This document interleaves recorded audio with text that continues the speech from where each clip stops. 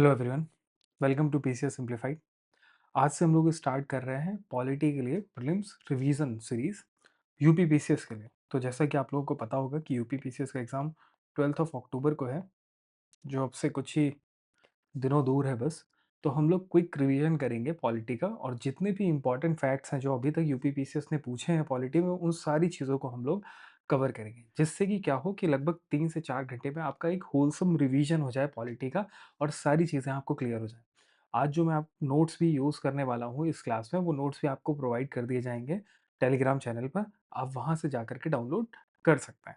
ठीक है, let's start with the first topic, that is constitutional assembly and making of the constitution. अच्छा, यहाँ पर ये जो मैं नोट्स यूज़ कर रहा हूँ, ये मेरे खुद के पर्सनल नोट्स हैं, जो कि मैं अपनी प्रिपरेशन में यूज़ करता रहा हूँ। तो इन नोट्स में आपको यूपी पीसीएस में अभी तक जितने भी क्वेश्चन पूछे गए हैं, यूपी पीसीएस में जितने भी क्वेश्चन पूछे गए हैं, उन सारे क्वेश्चंस का पीवाईक्यू आपको मिल जाएगा। उसके साथ में जितनी भी इंपॉर्टेंट चीज़ें हैं, सारे के सारे इंपॉर्टेंट चीज़ें आपको मिल जाएंगी। अलॉन्ग विद दिस यूपीएससी के भी बहुत सारे क्वेश्चंस यहीं से ही कवर हो जाते हैं। ठीक है, यूपी पीसीएस में जैसा कि आपको पता होगा कि आर्टिकल्स बहुत पूछे जाते हैं। आर्टिकल्स का मैच द फॉलोइंग आता है, so all the relevant articles will be covered in this lecture as well. ठीक, वो आपको इस नोट्स में मिल जाएंगे, इस लेक्चर में हम लोग कवर भी करेंगे। So let's start with the first topic, that is constitutional assembly. ठीक है, constitutional assembly and making of the constitution. ठीक, तो जो फर्स्ट फॉर्मल डिमांड थी कॉन्स्टिट्यूशन बनाने की, कॉन्स्टिट्यूशनल असेंबली बनाने की, वो किसने की थी? स्वतंत्र पार्टी ने की थी। आइडिया किसने दिया था? एम एन रॉय ने दिया था 1934 में। ये क्वेश्चन भी कई बार पूछा गया है, किसने आइडिया दिया है? एम एन रॉय ने आइडिया दिया 1934 में। आईएनसी यानी कि इंडियन नेशनल कांग्रेस ने डिमांड कब किया था कॉन्स्टिट्यूशन को? 1935 में डिमांड किया था। डिमांड एक्सेप्ट हुई, अगस्त ऑफर आया। अगस्त ऑफर कब आया था? 1940 में। ठीक है, बट जो हमारा कॉन्स्टिट्यूशनल असेंबली है वो किस पे बेसिस है? उसकी स्कीम जो है, it is based on cabinet mission plan. तो डिमांड एक्सेप्ट की गई थी अगस्त ऑफर में, बट उसके बाद उसमें कोई भी स्कीम नहीं बन पाई थी। कॉन्स्टिट्यूशनल असेंबली का प्रारूप कैसा होगा, कि वो कैसी देखेगी, उसमें कौन कौन लोग होंगे, ये सारी चीजें अगस्त ऑफर में डिसाइड नहीं हुई थी। ये किसमें डिसाइड हुई? कैबिनेट मिशन प्लान में। मैं थोड़ा तेज आपको पढ़ाऊंगा, क्योंकि ये सिर्फ और सिर्फ रिवीजन क्लास है। यहाँ पे हम लोगों को कॉन्सेप्ट को समझना नहीं है। आई होप कॉन्सेप्ट आपको पहले से पता होगा। We are just revising here. ठीक है, तो उसी स्पीड से हम लोग चलेंगे। So we have discussed the cabinet mission plan. Next आते हैं, ये क्वेश्चन भी कई बार पूछा गया है, जो रिप्रेजेंटेटिव थे कितने थे? अभी देखते हैं आगे। तो हर एक रिप्रेजेंटेटिव कितने लोगों को रिप्रेजेंट कर रहा था? लगभग उस टाइम की जो पॉपुलेशन थी, उसमें से 10 लाख लोगों पर एक रिप्रेजेंटेटिव था कॉन्स्टिट्यूशनल असेंबली में। तो ये भी फैक्ट हमें याद रखना है, क्योंकि ये फैक्ट कई बार पूछा जाता है। देन उसके बाद हम लोग आते हैं 296 टोटल नंबर ऑफ पीपल थे। कॉन्स्टिट्यूएंट असेंबली का जो टोटल साइज था वो कितना था? 296। इन 296 में भी क्या था? 292 थे 11 गवर्नर प्रोविंस से। 292 लोग थे 11 गवर्नर प्रोविंस से। बाकी 4 कहां से थे? 4 थे 4 चीफ कमिश्नर प्रोविंसेस से। तो ये याद रखना, 296 टोटल थे, 296 were the total people present in the constituent assembly. फिर उसके बाद उसमें 292 थे गवर्नर प्रोविंसेस से, 4 थे हमारे कमिश्नर प्रोविंसेस से। ठीक, 93 जो सीट्स थी वो किसमें रखी गई थी?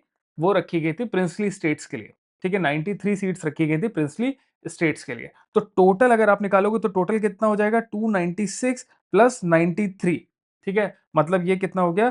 389। सो 389 जो है वो टोटल थे, जिसमें से 296 ब्रिटिश इंडिया के पास थी, 93 जो है वो प्रिंसली स्टेट के पास में थी। तो इसका हमें याद रखना है। देन उसके बाद आते हैं, इंडियन नेशनल कांग्रेस ने कितनी सीट जीती थी? 208 सीट जीती थी। मुस्लिम लीग एमएल ने कितनी सीट जीती थी? 73 सीट जीती थी। उसके अलावा जो कुछ स्मॉल ग्रुप्स थे, जो अलग अलग और छोटी छोटी पार्टीज थी, उन्होंने 15 सीट जीती थी। ठीक है, तो ये भी हमें याद रखना है। ठीक, next, this is the most important question. ये जो इलेक्शन हुआ था, जो लोग चूज किए जाने थे, हर 10 लाख लोगों पे एक रिप्रेजेंटेटिव था। ये रिप्रेजेंटेटिव कैसे चूज किए गए थे? They were chosen through indirect election based on adult franchise. Indirect election के थ्रू चूज किए गए थे, on the basis of adult franchise. तो डायरेक्ट इलेक्शन नहीं हुए थे, इनडायरेक्ट इलेक्शन हुए थे। ठीक, नेक्स्ट हम लोग आते हैं, फर्स्ट मीटिंग कब हुई थी इसकी? फर्स्ट मीटिंग हुई थी 9 दिसंबर 1946 की। मतलब कॉन्स्टिट्यूएंट असेंबली पहली बार कब मिली थी? वो पहली बार आकर के मिले थे 9 दिसंबर 1946 को। प्रिसाइड किसने किया था? प्रेसाइडेड बाय सच्चिदानंद सिन्हा। टेम्पररी प्रेसिडेंट थे बट ये। ठीक है, प्रेसिडेंट कौन थे? तो टेम्पररी प्रेसिडेंट कौन थे? सच्चिदानंद सिन्हा, इन्होंने पहली बार आकर के प्रिसाइड किया पहली मीटिंग को। बट उसी में जो है एक परमानेंट प्रेसिडेंट चूज किया गया। वो परमानेंट प्रेसिडेंट कौन थे? डॉक्टर राजेंद्र प्रसाद। ठीक है, तो ये हमें याद रखना है। तो 9 दिसंबर 1946 को पहली मीटिंग डॉक्टर सच्चिदानंद सिन्हा ने की। फिर उसके बाद 11 दिसंबर 1946 को जो मीटिंग हुई, उसके प्रेसिडेंट कौन थे? डॉक्टर राजेंद्र प्रसाद। ठीक, दिस इज इंपॉर्टेंट। टोटल कितना हमें टाइम लगा कॉन्स्टिट्यूशन को बनाने में? तो टोटल जो टाइम लगा कॉन्स्टिट्यूशन को बनाने में वो था 2 साल 11 महीने और 18 दिन। 2 इयर्स 11 मंथ एंड 18 डेज। 2 साल 11 महीने और 18 दिन। ठीक है। बेनेगल नरसिंह राव यानी कि बीएन राव। बीएन राव कौन थे? कॉन्स्टिट्यूशनल एडवाइजर थे असेंबली के। कॉन्स्टिट्यूशनल एडवाइजर थे। ये क्वेश्चन भी कई बार पूछा गया है। Who was the constitutional adviser to the constituent assembly? तो उसका आंसर होगा बीएन राव, बेनेगल नरसिंह राव। नेक्स्ट आते हैं, the another important fact is number of women in constituent assembly. कितनी महिलाएं थी? तो कितनी महिलाएं थी? 15, 15। ठीक। अब इंतरिम गवर्नमेंट बनाई गई। इंतरिम गवर्नमेंट कब बनाई गई? 2 सितंबर 1946 को बनाई गई। इंतरिम गवर्नमेंट क्या थी? जो हमारी कॉन्स्टिट्यूएंट असेंबली थी वही इंतरिम गवर्नमेंट की तरह काम कर रही थी, क्योंकि उस टाइम क्या है, वॉयसरॉय का रूल चल रहा था। ठीक है, लॉर्ड माउंटबेटन थे। बट लॉर्ड माउंटबेटन ने बोला था कि मतलब अब जो है जो गवर्नमेंट होगी it will be run by Indians. तो 2 सितंबर 1946 को जो कॉन्स्टिट्यूएंट असेंबली थी वही इंटरिम गवर्नमेंट भी थी। ठीक। On 26th of October 1946, 5 members of the ML Muslim League also joined the interim government। तो 26 अक्टूबर 1946 को 5 मेंबर्स ने ज्वाइन किया था इंटरिम गवर्नमेंट को।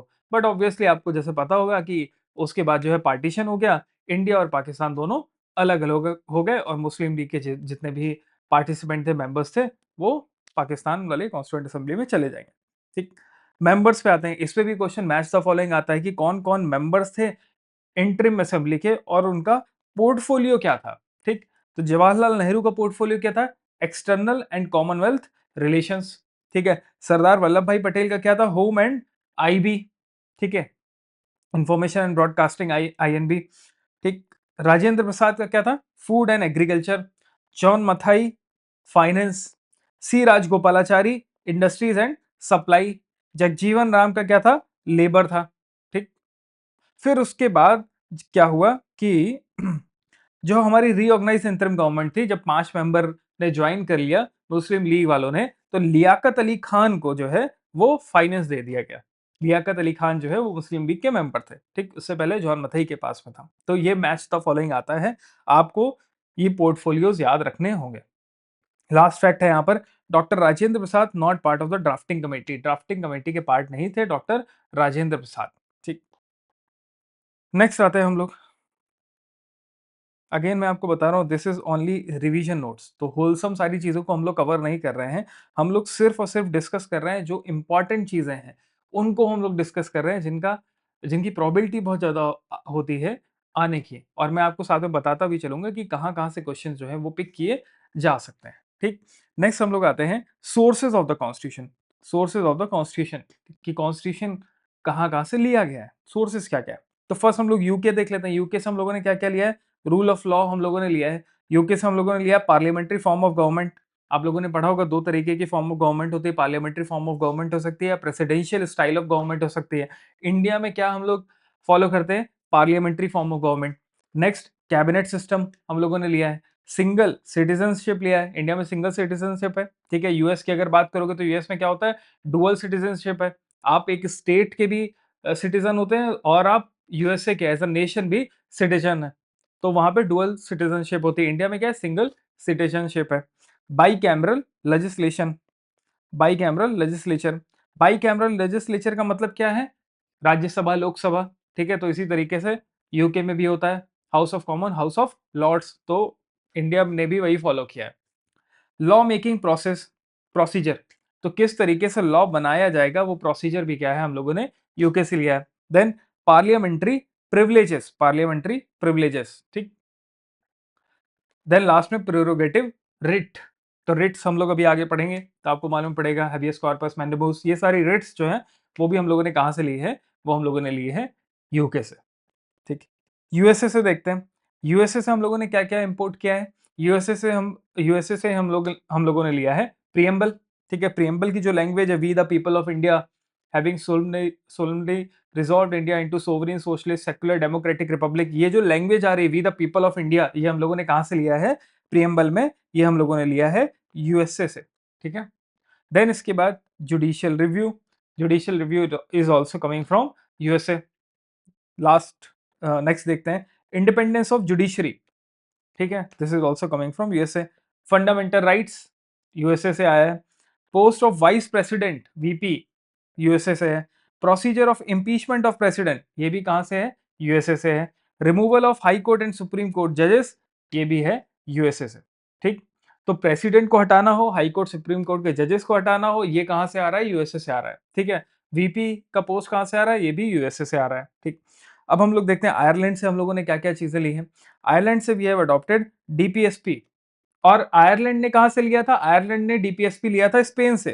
तो आयरलैंड ने लिया था स्पेन से और उसके बाद हम लोगों ने डीपीएसपी ले लिया आयरलैंड से, ठीक। Method of election of president is coming from Ireland. तो यहां हम लोगों ने ऊपर क्या देखा था? Method of impeachment of president. Impeachment कहां से आ रहा था? यूएसए से। और इलेक्शन कहां से आ रहा है?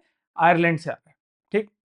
Then nomination of some member to the council of state, मतलब राज्यसभा में देखा हम लोग को पता होगा कि 12 मेंबर्स के जो है नॉमिनेट कर सकता है प्रेसिडेंट। तो ये जो नॉमिनेशन ऑफ सम मेंबर्स है to the council of state Rajya Sabha, ये कहां से आ रहा है? ये आ रहा है आयरलैंड से, ठीक। नेक्स्ट आते हैं कनाडा पे। कनाडा में हम लोगों ने क्या देखा?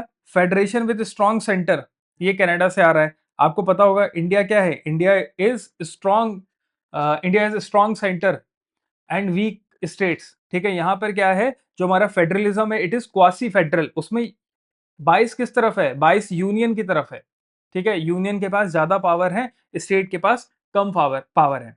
तो वही चीज कनाडा में भी देखने को मिलती है। कनाडा का जो फेडरेशन है उसमें सेंटर स्ट्रांग है, जबकि यूएसए का जो फेडरेशन है, यूएसए के फेडरेशन में क्या है? द स्टेट्स आर स्ट्रांग, ठीक है, और यूनियन के पास कम पावर है, correct. Next advisory jurisdiction of the supreme court. Article कौन सा है इसमें? आर्टिकल 143। अभी हम लोग आगे आर्टिकल्स पढ़ेंगे। तो उसमें क्या होता है? एडवाइजरी ज्यूरिसडिक्शन होती है सुप्रीम कोर्ट की। सुप्रीम कोर्ट एडवाइस कर सकता है प्रेसिडेंट को ऑन सर्टेन मैटर्स। ये कहां से लिया हम लोगों ने? कनाडा से लिया। Then residuary powers to be vested in the centre and appointment of governor by centre. तो रेसिडरी पावर जो होंगी वो सेंटर के पास रहेंगी, यानी कि यूनियन गवर्नमेंट के पास में रहेंगी, ये भी हमने कनाडा से लिया है। गवर्नर को सेंटर अपॉइंट करेगा, यानी कि यूनियन गवर्नमेंट अपॉइंट करेगी, ये भी हमने कनाडा से ही लिया है, ठीक।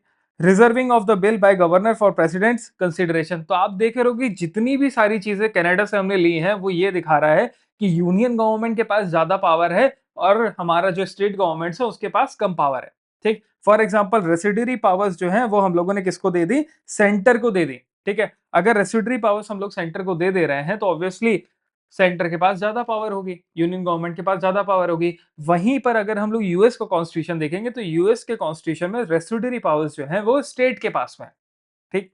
अगर हम लोग अपॉइंटमेंट ऑफ गवर्नर भी सेंटर को दे देंगे तो ऑब्वियसली सेंटर के पास ज्यादा पावर होगी। Centre can control the states through governor, through appointment of governors. Reserving of the bill by governor for president's consideration under article 200। तो ये कौन सा आर्टिकल? This is article 200। तो ये जो रिजर्वेशन है अंडर आर्टिकल 200, ये भी क्या दिखाता है कि सेंटर के पास ज्यादा पावर है और फेडरेशन में स्टेट्स के पास कम पावर है इंडिया में। तो ये सारी चीजें हम लोगों ने कनाडा से ली, ठीक। अब ऑस्ट्रेलिया से क्या क्या लिया है? ऑस्ट्रेलिया से we have adopted joint sitting, ठीक है। लैंग्वेज ऑफ प्रियम्बल, तो प्रियम्बल की जो लैंग्वेज है वो हम लोगों ने ऑस्ट्रेलिया से ली है, ठीक। जैसे we the people of India वो हमारा आया है यूएस कॉन्स्टिट्यूशन से, उसके बाद की जो लैंग्वेज है वो सारी की सारी कहां से है? ऑस्ट्रेलिया से। ट्रेड एंड कॉमर्स प्रोविजंस ये हम लोगों ने कहां से लिया है? ऑस्ट्रेलिया से। Idea of concurrent list this is also coming from Australia, ठीक। देन उसके बाद हम लोग आते हैं जर्मनी। जर्मनी से हम लोगों ने क्या लिया है? इमरजेंसी प्रोविजंस, ठीक, एक्सेप्ट फाइनेंशियल इमरजेंसी, ठीक है। और जर्मनी में भी जो हम लोगों ने ये इमरजेंसी लिया है ये हम लोगों ने लिया है वाइमर रिपब्लिक से, जो कि प्रेजेंट था हिटलर से पहले, जो कि प्रेजेंट था हिटलर से पहले, ठीक। जापान पे आते हैं तो जापान से हम लोगों ने क्या लिया है? प्रोसीजर एस्टैब्लिश बाय लॉ, ठीक है। प्रोसीजर एस्टैब्लिश बाय लॉ ये हम लोगों ने जापानीज कॉन्स्टिट्यूशन से लिया है। एक होता है due process of law. I hope आप लोगों को इनके बीच का डिफरेंस पता होगा, ड्यू प्रोसेस ऑफ लॉ। तो ड्यू प्रोसेस ऑफ लॉ कहां से आता है? अमेरिकन कॉन्स्टिट्यूशन से, ठीक है। अमेरिकन कॉन्स्टिट्यूशन से आता है, but due process of law was not present in original Indian constitution, ठीक है, तो वो उसमें लिखा हुआ नहीं था, इससे पीछे की एक कहानी भी है, ठीक है, बट जापान से हम लोगों ने लिया था procedure establish by law. Then उसके बाद हम लोग आते हैं साउथ अफ्रीका पर। साउथ अफ्रीका से हम लोगों ने क्या लिया है, प्रोसीजर ऑफ कॉन्स्टिट्यूशनल अमेंडमेंट, तो कॉन्स्टिट्यूशन को कैसे अमेंड करना है अंडर आर्टिकल 368, तो वो जो प्रोसीजर है वो हम लोगों ने कहां से लिया है, साउथ अफ्रीका से लिया। Then election of members of Rajya Sabha, ठीक है, election of members of Rajya Sabha, आपको याद होगा हम लोगों ने बात किया था नॉमिनेशन की, ठीक है, नॉमिनेशन, तो नॉमिनेशन कहां से लिया था हम लोगों ने, nomination of some members of the council of state, ये आयरलैंड से था, तो याद रखना नॉमिनेशन जो है राज्यसभा में काउंसिल ऑफ स्टेट में वो आयरलैंड से है, लेकिन अगर हम लोग बात करेंगे कि इलेक्शन ऑफ मेंबर्स कैसे होगा, तो वो प्रोसीजर कहां से आया है, साउथ अफ्रीका से आया। यूएसएसआर से हम लोगों ने क्या लिया है, fundamental duties and the ideals of justice socio economic and political, तो ideals of justice socio economic and political हमारा आया है यूएसएसआर से। फ्रांस की बात करते हैं, फ्रांस से हम लोगों ने क्या लिया है, रिपब्लिकन सिस्टम, ठीक, principle of liberty equality and fraternity, हमारे प्रियम्बल में ही मेंशन है ना ये तीनों word, liberty equality and fraternity, तो ये सब चीजें हम लोगों ने कहां से उठाई हैं, वे हमने लिफ्ट की हैं फ्रांस से, ठीक है। तो अगर इसमें से अब कोई भी प्रीलिम्स का क्वेश्चन बनता है, you will be very, you will be at ease to answer these kind of questions, ठीक है। नेक्स्ट अब हम लोग आते हैं आर्टिकल्स ऑफ द कॉन्स्टिट्यूशन पे, ठीक है। तो ओरिजिनली जो हमारा कॉन्स्टिट्यूशन था उसमें कितने पार्ट्स थे, 22 पार्ट्स थे, 395 आर्टिकल्स थे, 8 शेड्यूल्स थे, ठीक। प्रेजेंटली अगर हम लोग देखेंगे तो प्रेजेंटली हमारे पास 470 आर्टिकल्स हैं, बट ये जो आर्टिकल्स हैं उनको ऐड किया गया है सब पार्ट्स की तरह, तो जहां कहीं भी आपको कैपिटल में दिखाई देगा ए बी सी, तो इसका मतलब उसको हम लोग ट्रीट करते हैं एक नए आर्टिकल की तरह, ठीक है। तो जैसे आप देखने जाओगे अभी कॉन्स्टिट्यूशन में तो आपको 395 ही आर्टिकल दिखाई देंगे, लेकिन for example article 21 A capital है, तो ये जो ऐड किया गया राइट टू एजुकेशन, इसको हम लोग ट्रीट करेंगे एज अ न्यू आर्टिकल, ठीक है। जहां कहीं भी आपको कैपिटल ए दिखाई देगा या कैपिटल बी दिखाई देगा, तो इसका मतलब उसको ट्रीट किया जाता है नए आर्टिकल की तरह। लेकिन अगर मान लो for example article 19(1) a right to freedom and speech, तो ये क्या है, ये उसका सब पार्ट हो गया, लेकिन ये अलग आर्टिकल ट्रीट नहीं किया जाएगा। तो कभी भी आप देखोगे आर्टिकल 21 ए, जैसे आर्टिकल 51 ए फंडामेंटल ड्यूटीज, तो आर्टिकल 51 भी दिया हुआ है, 51 ए कैपिटल ए लगा हुआ है, तो जहां कहीं भी आपको ये कैपिटल ए बी सी दिखाई देगा, इसका मतलब वो अलग आर्टिकल्स की तरह ट्रीट किए जाते हैं। इसी वजह से पहले 395 थे, अब बढ़कर के हो गए 470, तो इसको याद रखना, ठीक है। ओरिजिनल कॉन्स्टिट्यूशन देखने जाओगे तो लास्ट तक गिनती आपको 395 ही देखने को मिलेगी, बट ये जो आर्टिकल्स ऐड किए गए हैं कैसे ऐड किए गए, सब पार्ट्स, और वो भी कैपिटल में लिखा होगा हमेशा, तो जब कभी भी कैपिटल में लिखा होगा तब क्या होगा, वो अलग आर्टिकल ट्रीट किया जाएगा। अब इंपॉर्टेंट आर्टिकल्स देख लेते हैं। पहला आर्टिकल देखते हैं, इंडिया दैट इज भारत, ठीक है, तो दोनों नाम कॉन्स्टिट्यूशन में लिखे हैं, इंडिया भी लिखा हुआ है, भारत भी लिखा हुआ है। Shall be union of states, तो यहाँ पे क्या लिखा हुआ है, यूनियन ऑफ स्टेट्स, ना कि फेडरेशन ऑफ स्टेट्स, तो ये क्या दिखाता है, India shall be a union of states, ठीक। Territory, the territory of India is a wider expression than the union of India, ठीक है, cause the latter includes only states which the while the former includes not only the states but also UT and territories that may be acquired by the government of India at any future time, ठीक है। तो इनका ये कहने का मतलब है कि जो हमारा यूनियन ऑफ इंडिया है उसमें सिर्फ और सिर्फ कौन आ रहे हैं, स्टेट्स आ रहे हैं, और जो हमारे टेरिटरी ऑफ इंडिया टर्म है उसमें कौन कौन आता है, उसमें स्टेट्स भी आते हैं, यूटी भी आते हैं, और उसमें वो टेरिटरीज भी आएंगी जो गवर्नमेंट ऑफ इंडिया फ्यूचर में जाकर के एक्वायर कर सकती है। फॉर एग्जाम्पल अगर हमारा अक्साई चेन हो गया या फिर पीओके वाला पार्ट हो गया, अगर गवर्नमेंट ने फ्यूचर में जाकर के एक्वायर किया, तो उसको भी हम लोग टेरिटरी ऑफ इंडिया के अंदर डिनोट करेंगे, तो वो सारा टेरिटरी ऑफ इंडिया में आएगा। So that's why territory of India is a wider expression, ठीक है। पार्ट्स पे आते हैं, इनका भी मैच द फॉलोइंग आया हुआ है, इंपॉर्टेंट है। पार्ट 7 रिपील कर दिया गया है, पार्ट 8 जो है it is related to UT union territory, part 10 is related to schedule and tribal areas, ठीक है। पार्ट 11 सेंटर स्टेट रिलेशंस, तो ये भी आया है मैच द फॉलोइंग में, सेंटर स्टेट रिलेशन 11 याद रखना। Part 14 A related to tribunals, part 15 is related to elections, ठीक है। तो ये कुछ इंपॉर्टेंट पार्ट्स थे, और भी अगर आगे अभी आएंगे तो हम लोग देखेंगे, ठीक है। अब कुछ आर्टिकल्स देख लेते हैं। आर्टिकल 117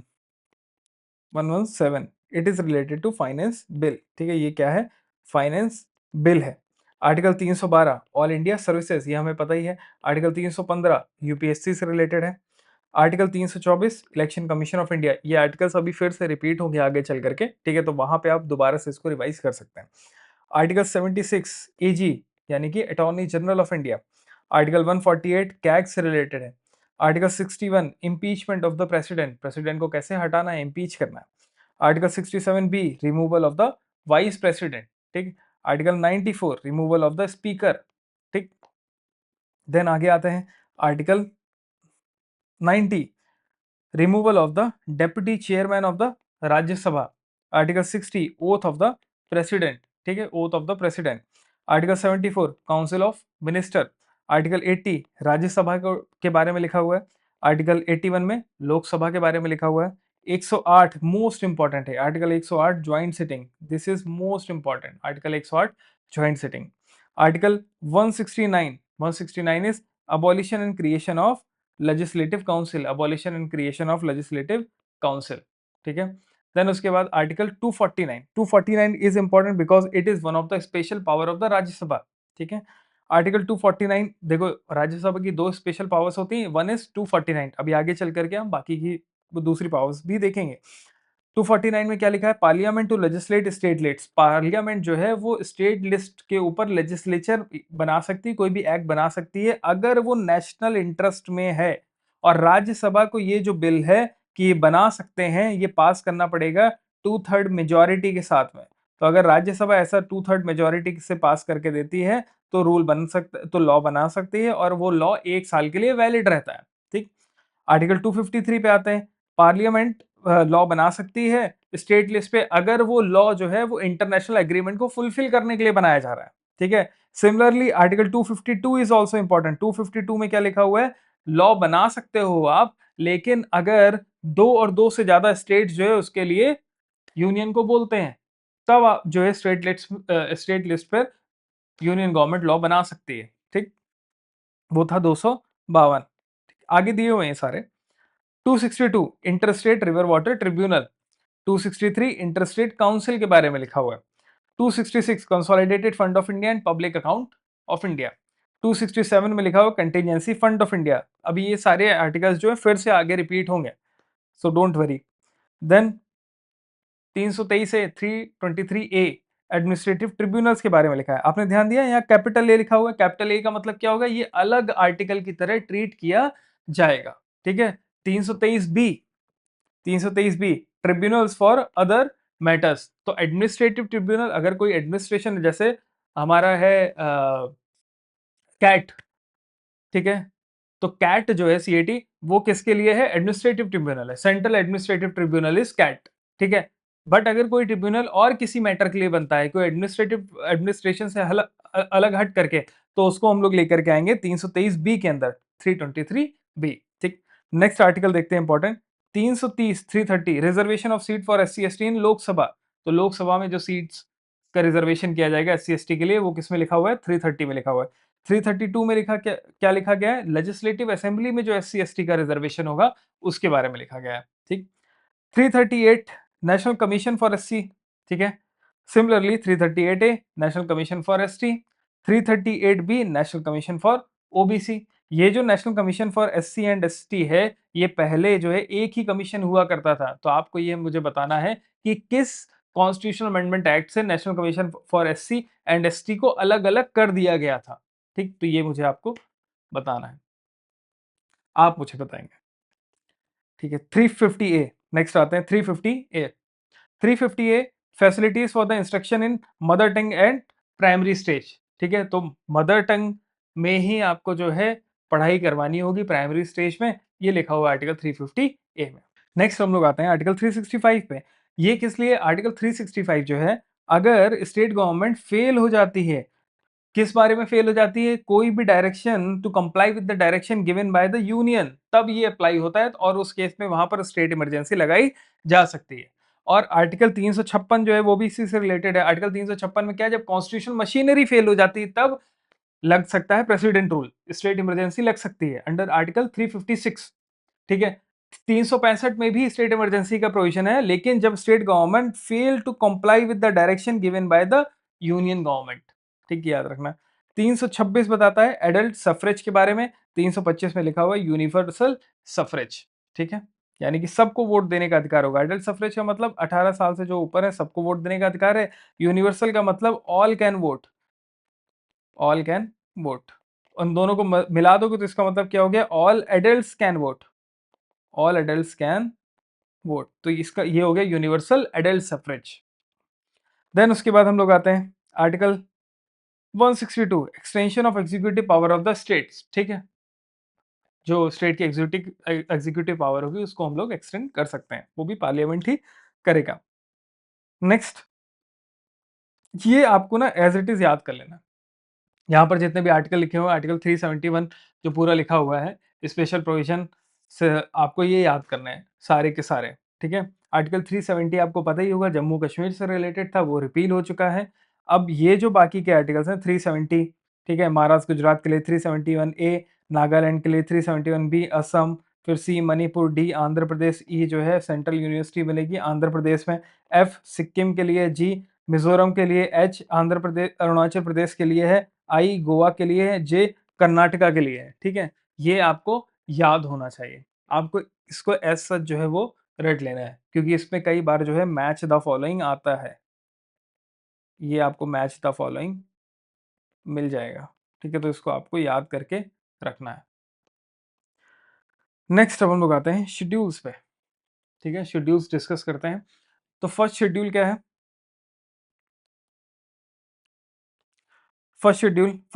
में क्या है, स्टेट्स और यूटीज के नाम लिखे हुए हैं। ठीक है, टेरिटोरियल डिमार्केशन किया गया है, टेरिटरी जो है हमारी इंडिया की उसको डिमार्केट किया गया है कि इतने सारे स्टेट्स हैं, इतने सारे यूटीज हैं, वो हमारा फर्स्ट शेड्यूल में लिखा गया है। सेकंड शेड्यूल पे आते हैं। सेकंड शेड्यूल किससे रिलेटेड है, salary, emolument and allowances of the various office bearers. तो इसमें सैलरी, इमोलमेंट और अलाउंसेस के बारे में है, जितने भी ऑफिस बेयरर्स हैं यूनियन ऑफ इंडिया के, उनके सबके बारे में। कौन कौन है इसमें, प्रेसिडेंट है, गवर्नर के बारे में है, स्पीकर है, डेप्यूटी स्पीकर है, डेप्यूटी चेयरमैन ऑफ राज्यसभा है। ठीक है, speaker, deputy speaker of legislative assemblies जो है वो भी है यहाँ पर, chairman, deputy chairman of the legislative council of the states वो भी हैं, जजेस of supreme court and high court and CAG. ठीक, इन सभी क्वेश्चन कई बार क्या होता है आपसे पूछ सकता है कि सेकंड शेड्यूल में किनके सैलरी के बारे में लिखा हुआ है। फॉर एग्जांपल दे देगा प्रेसिडेंट, गवर्नर, स्पीकर, क्या इनके बारे में है कि नहीं है। इसका एक अच्छा तरीका क्या होता है इन सबको याद रखने का, वो ये होता है कि आप ये भी ध्यान रखिए कौन नहीं। फॉर एग्जांपल अगर आपसे पूछ लिया जाए पीएम, तो हाँ पीएम यहाँ पर नहीं है, आपको ये लिख लेना है कि पीएम इज नॉट प्रेजेंट है। अगर आप ये चीज याद रखते हो तो ज्यादातर क्वेश्चन आपके सॉल्व हो जाएंगे, क्योंकि आपसे ये प्रीलिम्स में अगर क्वेश्चन पूछा जाएगा तो आपको गलत अगर आपने पकड़ लिया कि इसमें से गलत क्या है, तो आप ऑप्शंस तक आसानी से पहुंच सकते हो। तो रादर देन इन सबको याद रख, तो आपको रखना ही है, लेकिन अगर आप ये भी याद रखो कि इसमें कौन नहीं है, वो भी जल्दी से याद हो जाता है। तो आप बस यहाँ पे लिख लो, जब भी आप लिख रहे हो कि पीएम यहाँ पर नहीं है, अटॉर्नी जनरल यहाँ पर नहीं है, तो अगर आप ये दो चीजें याद रखोगे तो मोस्ट ऑफ द टाइम अगर कोई भी क्वेश्चन बनाने जा रहा होगा, तो वो अगर आपको फंसाना चाहता है तो इसमें पीएम जरूर डाल देगा, या मेंबर ऑफ पार्लियामेंट डाल देगा, member of state legislative assembly डाल देगा, तो आपको पता है कि ये लोग तो नहीं है इस लिस्ट में, तो आप आसानी से एलिमिनेट कर सकते हो। ठीक, आगे बढ़ते हैं, थर्ड पर आते हैं। थर्ड शेड्यूल में हमारा लिखा हुआ है ओथ्स एंड अफर्मेशन। तो सबकी ओथ लिखी है, जो ऑफिस बियरर्स हैं उनकी ओथ लिखी गई है। याद रखना, जो प्रेसिडेंट है, प्रेसिडेंट यहाँ पर नहीं आएगा, प्रेसिडेंट की ओथ डायरेक्टली आर्टिकल 60 में दी गई है, प्रेसिडेंट की ओथ डायरेक्टली आर्टिकल 60 में यहाँ पर आपको नहीं मिलेगी। ठीक, किस किस की है, मिनिस्टर की है, यूनियन और स्टेट के जो मिनिस्टर होंगे उनकी ओथ आपको मिल जाएगी। Candidate for election to parliament and state, जो कैंडिडेट लड़ने जा रहे हैं चुनाव उनके लिए है। जजेस of supreme court, high court, CAG, साथ में कैग की भी यहाँ पर है। ठीक, अब member of parliament, state legislature, तो जो मेंबर हैं उनकी भी यहाँ पर लिखा हुआ है। ठीक है, अगर आपसे बोल दे कि पीएम यहाँ पर है, नहीं पीएम नहीं है। पीएम कौन सी शपथ लेता है, मेंबर ऑफ पार्लियामेंट वाली शपथ लेते हैं, तो पीएम यहाँ पर नहीं है, यहाँ पर प्रेसिडेंट नहीं है, वीपी नहीं है, ये सारे लोग यहाँ पर नहीं है। आपको ये भी याद रखना पड़ेगा कि कौन यहाँ पर नहीं है, उससे आसान हो जाता है इनको याद रखना कि कौन यहाँ पर हो सकता है या है। नेक्स्ट आते हैं फोर्थ पर। फोर्थ है allocation of seats council of state to the states and UT. तो जो हमारी काउंसिल ऑफ स्टेट है यानी कि राज्यसभा, तो राज्यसभा में जो एलोकेशन है, राज्यसभा में जो एलोकेशन ऑफ सीट्स है, वो कितनी कितनी सीट किस किस स्टेट को दी गई है, वो फोर्थ शेड्यूल में लिखा गया है। फिफ्थ शेड्यूल पे आता है। 5th schedule is related to administration and control of schedule areas and schedule tribes. ठीक, schedule areas and schedule tribes, तो उनके ऊपर जो एडमिनिस्ट्रेशन होगा, उनको कैसे कंट्रोल करना है, वो सारी चीजें शेड्यूल 5th शेड्यूल में लिखी गई। 6th शेड्यूल में क्या है? 6th शेड्यूल में administration of tribal areas in the states of, तो पर्टिकुलर असम, मेघालय, मिजोरम एंड त्रिपुरा के लिए 6th शेड्यूल में है। बाकी जितने भी स्टेट्स हैं जहां पर ट्राइब्स रह रहे हैं, उनको हमने रखा हुआ है 5th शेड्यूल में। So this is the difference between 5th and 6th schedule. ठीक, देन 7th पे आते हैं। 7th schedule is related to division of power between union and the state. ठीक है, यूनियन और स्टेट के बीच में कैसे पावर को डिवाइड किया जाएगा। अब उस डिवीजन के लिए इसमें 3 लिस्ट हैं। First is union list, second is state list, then last में है हमारी कॉन्करेंट लिस्ट। जो हमारी यूनियन लिस्ट है उसमें right now we have 98 entries. आपको क्या करना है, कुछ इंपॉर्टेंट एंट्रीज याद रखनी है, क्योंकि ये मैच द फॉलोइंग आता है कि कौन सी एंट्री कहां पर है। फॉर एग्जाम्पल, मैंने इंपॉर्टेंट एंट्रीज यहाँ पर लिख दी हैं। Radio and television, stock exchange, future market, share market, post office, banking, census, insurance, defence, railways, corporation, taxes etcetera, ये सारी की सारी किस्में ये इंपॉर्टेंट है। अगर आपको ये याद रहेगा, आप आसानी से जो है एलिमिनेट कर पाओगे ऑप्शंस को। स्टेट में क्या क्या है? पुलिस स्टेट के पास है, this is important. Public health state के पास है, सैनिटेशन यहाँ है, gas, agriculture, railway, police, prison, panchayati raj और local government and the land reform, ये सब के सब किसके अंडर है? स्टेट पे। लैंड रिफॉर्म इसमें से कई बार पूछा गया है, क्योंकि land reform is under the state. इसी वजह से क्या होता है कि कुछ स्टेट्स में लैंड रिफॉर्म वर सक्सेसफुल, कुछ स्टेट्स में land reform were not successful. For example, Kerala में लैंड रिफॉर्म सक्सेसफुल थे, वेस्ट बंगाल में लैंड रिफॉर्म ऑपरेशन बगार वॉज सक्सेसफुल, लेकिन बाकी के स्टेट्स में सक्सेसफुल नहीं रहा। ठीक, कंकरेंट पे आते हैं। कंकरेंट में क्या है? Economic and social planning is under concurrent. फिर उसके बाद देखेंगे education is under concurrent, forest, marriage, divorce and adoption, ये सारे के सारे किसके अंडर आ रहे हैं? कॉन्करेंट लिस्ट के अंदर आ रहे हैं। 52 एंट्रीज हो गई हैं, ओरिजिनल कितनी थी? 47 एंट्रीज पहले थी। 8th शेड्यूल पे आते हैं। Language recognise by the constitution, वो सारी की सारी किसमें आती है? 8th शेड्यूल में आती है। ठीक, उड़िया को लास्ट ऐड किया गया था 96 कॉन्स्टिट्यूशन अमेंडमेंट एक्ट ऑफ 2011। ठीक, 9th शेड्यूल पे आता है। Validation of certain acts and regulation, originally 13, presently 282।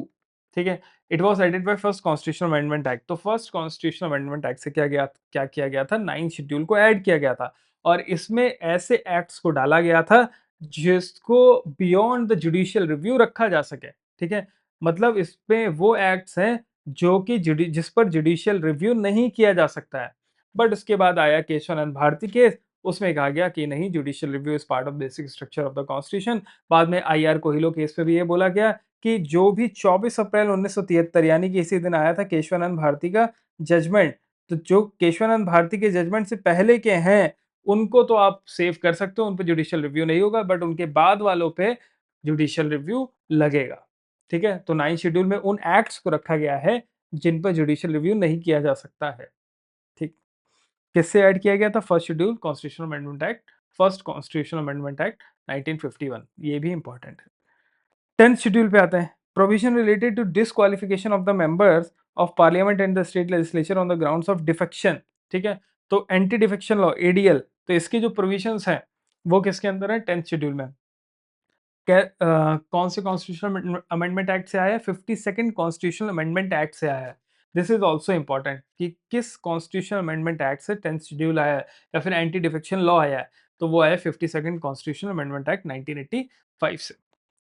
Next आगे बढ़ते हैं, 11th शेड्यूल की बात करते हैं। 11th शेड्यूल में पंचायत के बारे में लिखा गया है, जो पावर है, अथॉरिटी एंड रिस्पॉन्सिबिलिटी है पंचायत की, उसके बारे में लिखा गया है। इसमें 29 सब्जेक्ट्स हैं and it was added by 73rd constitution amendment act 1992। तो ओरिजिनल कॉन्स्टिट्यूशन में 8 ही शेड्यूल थे यहां तक। ठीक है, 8 शेड्यूल थे। उसके बाद के 4 शेड्यूल जो है 9, 10th, 11, 12 को जो है वो ऐड किया गया है। 9th को ऐड किया गया फर्स्ट कॉन्स्टिट्यूशन अमेंडमेंट एक्ट से, 10th को ऐड किया है 52nd से, 11th को ऐड किया है 73rd से, 12th को ऐड किया है 74th कॉन्स्टिट्यूशनल अमेंडमेंट एक्ट से। जो हमारा 12th वाला शेड्यूल है वो म्युनिसिपैलिटीज के बारे में है। सिमिलरली जैसे हमारा 11th वाला जो था वो हमारा था पंचायत के बारे में।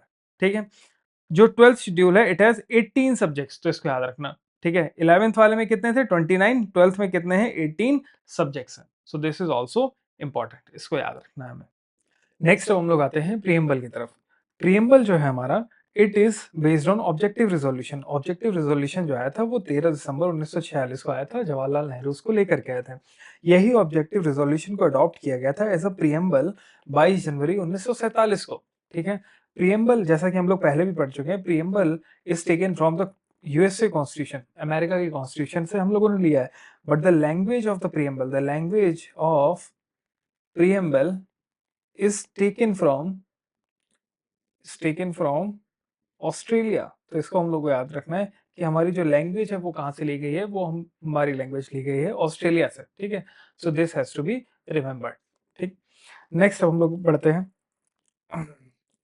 42nd constitution amendment act is important, क्योंकि इसी कॉन्स्टिट्यूशन अमेंडमेंट एक्ट में क्या किया था, सोशलिस्ट, सेक्युलर और इंटीग्रिटी, ये 3 वर्ड्स जो है वो ऐड किए गए थे हमारे कॉन्स्टिट्यूशन पे। बट ऐसा नहीं है कि इससे पहले हमारा कॉन्स्टिट्यूशन सोशलिस्ट नहीं था या सेक्युलर नहीं था या इंटीग्रिटी की तरफ ध्यान नहीं देता था।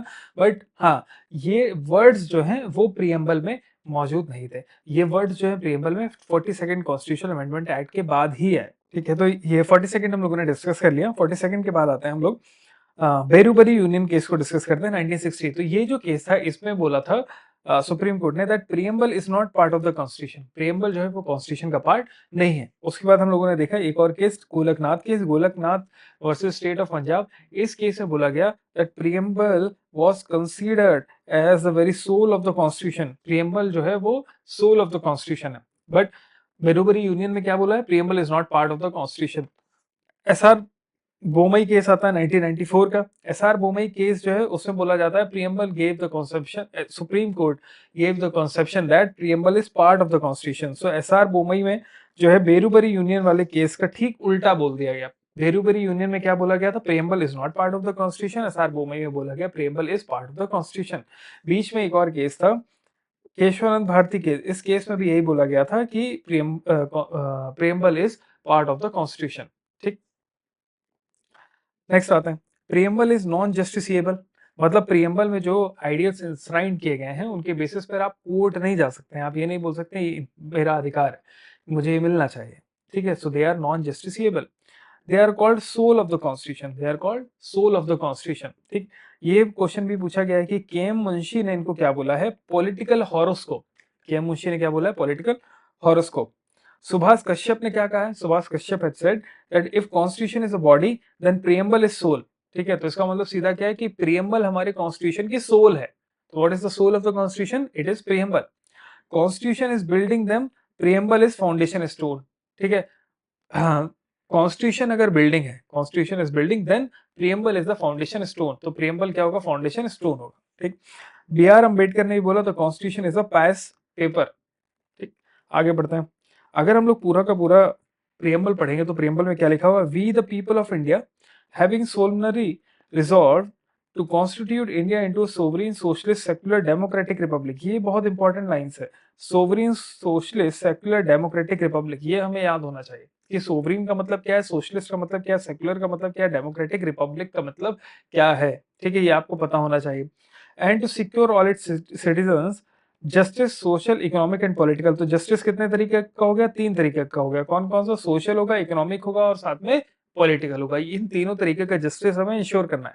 साथ में लिबर्टी हमें इंश्योर करनी है। लिबर्टी किस किस की, thought, expression, belief, faith and worship. ये 5 तरीके की लिबर्टी होनी चाहिए। तो justice, social, economic and political, liberty of thought, expression, belief, faith and worship, ये 5 तरीके की लिबर्टी होनी चाहिए।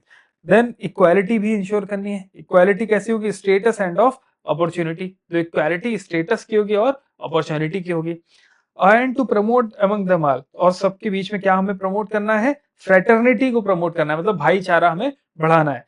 To assuring the dignity of the individual and the unity integrity of the nation, जिससे कि क्या हो सके कि डिग्निटी ऑफ द इंडिविजुअल को एश्योर किया जा सके और unity and integrity of India को मेंटेन किया जा सके। ठीक। तो justice, social, economic, political, liberty of thought, expression, belief, faith and worship, equality of status and opportunity, साथ में हमें फ्रेटर्निटी को एश्योर करना है। ठीक। आप देख पा रहे होंगे लिबर्टी, इक्वालिटी, फ्रेटर्निटी, ये तीनों वर्ड यहाँ पर आ रहे हैं which are taken from French revolution.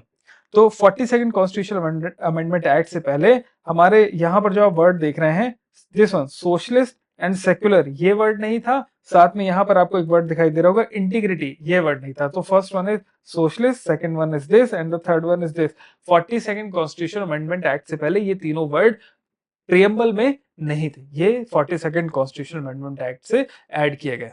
ठीक, आगे क्या लिखा हुआ है प्रियम्बल में?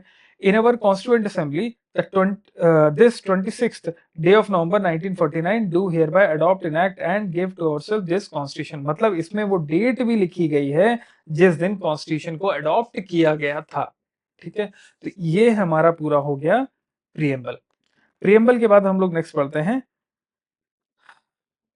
सिंबल्स की तरफ, नेशनल सिंबल्स की तरफ। ठीक है, नेशनल सिंबल में सबसे पहले हम लोग पढ़ेंगे फ्लैग के बारे में। फ्लैग की जो लेंथ और विड्थ होगी वो 3:2 के रेशियो में। ठीक है, सैफरन कलर क्या शो करता है? Symbol of sacrifice. White colour क्या शो करता है? Peace and truth, peace and truth. Green colour क्या शो करता है? Fertility and progress, fertility and progress. Blue wheel क्या शो करता है? जस्टिस को शो करता है। तो ये आपको याद रखना है कि हर एक कलर का क्या मतलब है। जो हमारा ब्लू व्हील है इट हैज 24 स्पोक्स, मतलब 24 उसमें तीलियां हैं। And it also appears on the abacus of the Sarnath lion capital of Ashoka. तो अशोका का जो सारनाथ में लायन कैपिटल है उसके अबेकस में नीचे की तरफ आप देखेंगे वहां पर वही व्हील बना हुआ है। ठीक है, धर्म चक्र, तो वही धर्म चक्र जो है वो अडॉप्ट किया गया हमारे नेशनल फ्लैग में। डिजाइन किसने किया था? पिंगाली वेंकैया ने डिजाइन किया था national flag.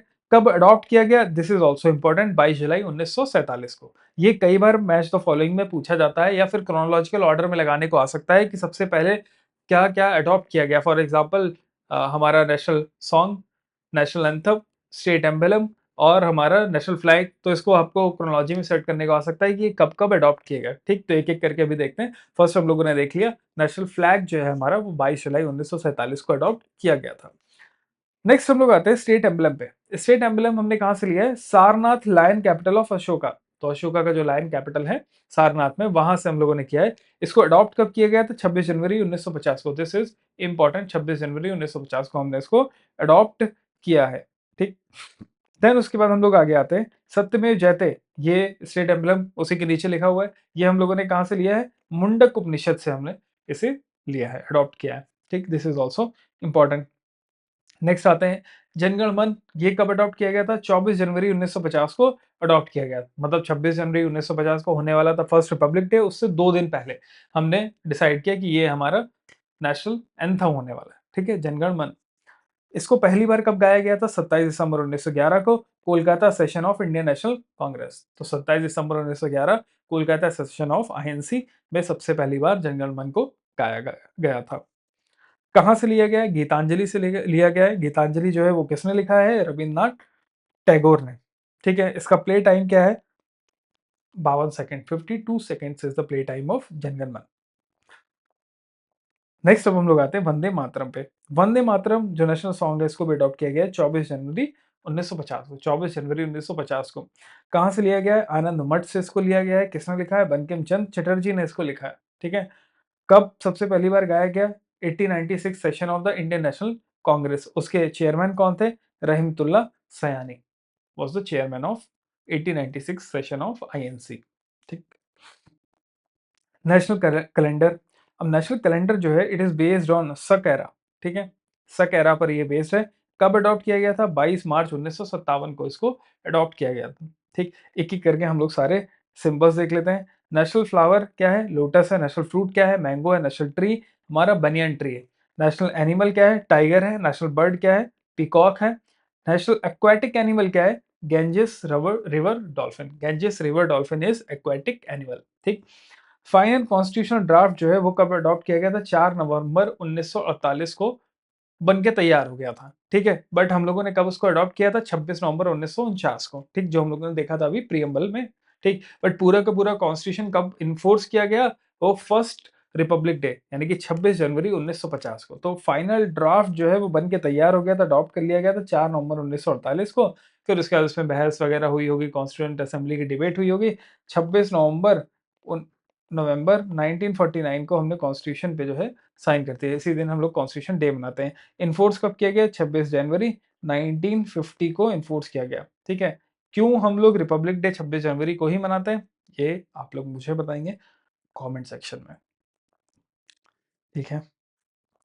Then verification of India's membership to commonwealth, commonwealth में वेरीफाई कब किया गया था मेंबरशिप? मई 1949 को। तो ये सारी चीजें आपको याद रखनी है, क्रोनोलॉजिकल सीक्वेंस में आपसे पूछा जा रहा है, that's why I am emphasising on the dates, ठीक है। ईयर्स में मैं इसी वजह से एम्फसाइज कर रहा हूँ क्योंकि ये आपसे क्रोनोलॉजिकल सीक्वेंस में पूछा जा सकता है कि कब कब इनको अडॉप्ट किया गया, और हो सकता है आपसे मैच द फॉलोइंग या फिर एक जो है क्रोनोलॉजिकल सीक्वेंस में क्वेश्चन पूछा जा सकता है।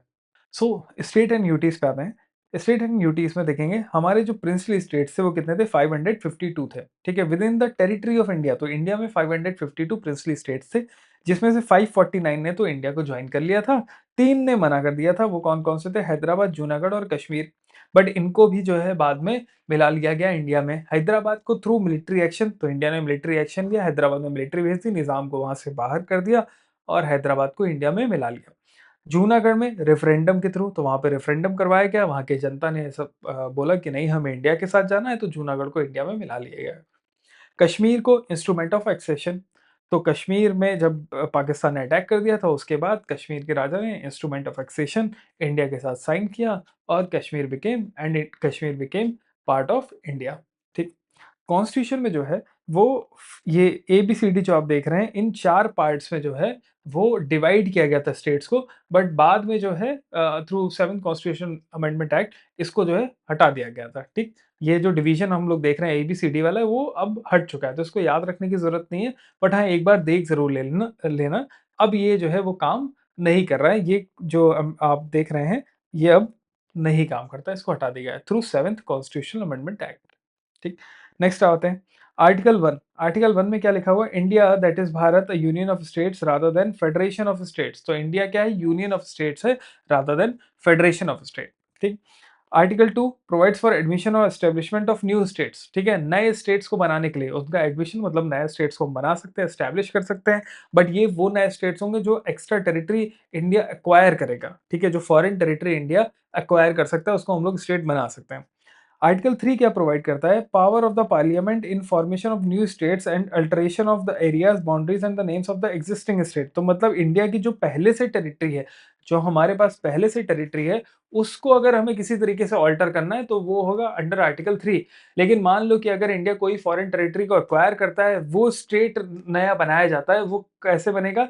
वो बनेगा अंडर आर्टिकल 2।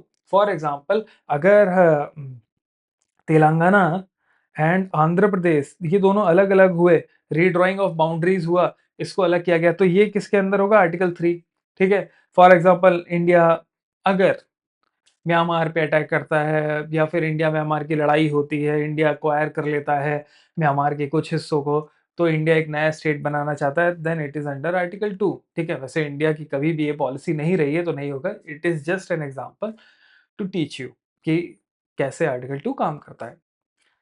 देन उसके बाद हम लोग आते हैं S K Dhar commission 1948। It is related to reorganisation of states on the basis of administrative convenience instead of linguistic basis. तो एक्चुअली क्या था, 1947 में जब हम आजाद हुए उसके बाद जो है लिंग्विस्टिक बेसिस पे स्टेट बनाने की मांग बहुत तेजी से बढ़ी। तब एस्केधर कमीशन बनाया गया, इन्होंने बोला कि नहीं हम लोग लिंग्विस्टिक बेसिस पर स्टेट्स नहीं बना सकते, we have to make states on the basis of administrative convenience, ठीक। जेवीपी जेवीपी कमेटी जो थी इन्होंने भी लिंग्विस्टिक डिमांड को रिजेक्ट कर दिया था, ठीक है, वल्लभ भाई पटेल जवाहरलाल नेहरू, ठीक, इन्होंने भी लिंग्विस्टिक डिमांड को रिजेक्ट कर दिया था, ठीक। बट फर्स्ट रीऑर्गेनाइजेशन हुआ 1956 में, उसमें 15 स्टेट्स एंड 6 यूटीज को जो है टोटल क्रिएट किया गया, ठीक है। Article 240 is related to deals with power of president to make regulations for certain UTs, तो इसको याद रखना, नॉट दैट इंपॉर्टेंट बट हाँ याद रखना। अब ये हम लोग अच्छे से याद कर लेते हैं इसको कि कब किसको स्टेटहुड मिला था, ठीक है। इसमें मैच द फॉलोइंग आ सकता है। तो गोवा को कब मिला है? 1987 में, ठीक है। दीव को कब? Island is an island of the gulf of Khambhat, Daman and Diu were separated from Goa by 56 constitutional amendment act, ठीक। Dadra and Nagar Haveli were were under Portuguese rule that lasted until 1954, ठीक है। तो 1954 तक ये पोर्चुगीज के अंडर थे, उसके बाद इंडिया के पास आए। सिक्किम 22nd स्टेट बना 36 कॉन्स्टिट्यूशनल अमेंडमेंट एक्ट से 1974 में, ठीक, तो ये हमें याद रखना है। आंध्रा फर्स्ट स्टेट था लिंग्विस्टिक बेसिस पे जो बना 1953 में बना था, ठीक, ये याद रखना है। देन उसके बाद हम लोग आते हैं फजल अली कमीशन पे। फजल अली कमीशन इन्होंने रिपोर्ट दी सितंबर 1955 में। इन्होंने ब्रॉडली एक्सेप्ट किया language as the basis of reorganisation of state and rejected the theory of one language one state. तो उन्होंने बोला हाँ, लैंग्वेज के बेसिस पे हम स्टेट बना सकते हैं, बट जो थ्योरी है एक लैंग्वेज एक स्टेट बनाने की, वो फॉलो नहीं की जानी चाहिए। तो ये फॉर्मूला इन्होंने रिजेक्ट कर दिया कि one nation one language one state होना चाहिए, बट इन्होंने लिंग्विस्टिक बेसिस पे एक्सेप्ट किया था कि स्टेट का रीऑर्गेनाइजेशन किया जाना चाहिए। इसी के बाद 1956 में रीऑर्गेनाइजेशन ऑफ स्टेट्स हुआ on the basis of language. ठीक है, नेक्स्ट आते हैं सिटीजनशिप। हाँ, बहुत ज़्यादा इंपॉर्टेंट तो नहीं है, बट हाँ, ये क्वेश्चन ज़रूर पूछे गए कि पार्ट 2 में आता है सिटीजनशिप। आई थिंक 2-3 साल पहले ये क्वेश्चन पूछा गया है कि आर्टिकल 5 से 11 किससे रिलेटेड है, तो याद रखना article 5 to 11 is related to citizenship. Article 2 part 2 sorry, part 2 is related to citizenship. ठीक। आर्टिकल 11 ये एम्पावर करता है पार्लियामेंट को to make laws regarding citizenship. तो सिटीजनशिप से रिलेटेड जितने भी बातें होंगी उसमें लॉ जो है सिर्फ और सिर्फ पार्लियामेंट ही बना सकता है। ठीक है, पार्लियामेंट ही बना सकता है। We have discussed citizenship. अब हम लोग आते हैं नेक्स्ट फंडामेंटल राइट्स पे। बस मेजर मेजर पोर्शन हम लोगों को कवर करना है जहाँ से क्वेश्चंस आते हैं। फंडामेंटल राइट्स में हम लोग फर्स्ट देखते हैं। इसमें फर्स्ट हम लोग देखते हैं दे केम फ्रॉम यूएसए। ये हम लोग पढ़ चुके हैं कि यूएसए से हम लोगों ने फंडामेंटल राइट्स को लिया था। ठीक है, नेक्स्ट अब हम लोग इसमें देखते हैं the first explicit demand of fundamental right came in the form of constitution of India bill 1895। ये क्वेश्चन भी यूपी पीसीएस में आ चुका है, that's why it is important. तो पहली डिमांड कहाँ से आई? Demand came from fundamental right came in the form of constitution of India bill 1895, right, 1895, 1895। It is also referred as Swaraj bill. तो इसको किससे और रेफर किया जाता है? स्वराज बिल भी इसको बोलते हैं। ठीक। ऑथर के बारे में पता नहीं है कौन इसका ऑथर था, but it attempted to outline the constitution of India. ठीक है, तो ये जो है इसने कॉन्स्टिट्यूशन ऑफ इंडिया को आउटलाइन करने की कोशिश की थी। आप ये बोल सकते हैं कि first outline of constitution of India was given in constitution of India bill 1895। ठीक है, मगर इसका ऑथर कौन था इसके बारे में जानकारी नहीं है। अब आगे आते हैं। मोतीलाल नेहरू ने 1928 में डिमांड किया था inalienable fundamental right for the people of India. तो मोतीलाल नेहरू ने सबसे पहले डिमांड किया है 1928 में fundamental right for people of India. Congress ने अडॉप्ट किया था resolution on fundamental right Karachi session 1931 में। This session was presided by SVP Sardar Vallabh Bhai Patel. This is very very important क्योंकि कराची सेशन में रेजोल्यूशन आया था फंडामेंटल राइट के लिए। सो this is very very important. ठीक, आगे आते हैं। Fundamental right can be suspended during the operation of national emergency except the right guaranteed by Article 2021। इसके बारे में अभी हम लोग देखेंगे। हम लोग को आर्टिकल 358 एंड आर्टिकल 359 ये दोनों आर्टिकल्स पढ़ने हैं। ठीक, तो वहां पे ये क्लियर हो जाएगा। अब एक बार फंडामेंटल राइट्स देख लेते हैं। The first right is right to equality. ठीक है, आर्टिकल 14। तो ये क्या बताता है? Equality before law and equal protection of law. ये दोनों चीजें दी गई हैं, equality before law and equal protection of law. Article 15 पर आते हैं। Article 15 is prohibition of discrimination on grounds of religion, race, caste, sex और प्लेस ऑफ बर्थ। तो प्रोहिबिट करता है discrimination on the basis of religion, race, caste, sex और place of birth. ठीक। Article 16 equality of opportunity in matters of public employment. ठीक है, public employment के matters में इक्वालिटी ऑफ अपॉर्चुनिटी होगी। मतलब there will be no discrimination on the grounds of religion, race, caste, sex, descent, residence and place of birth.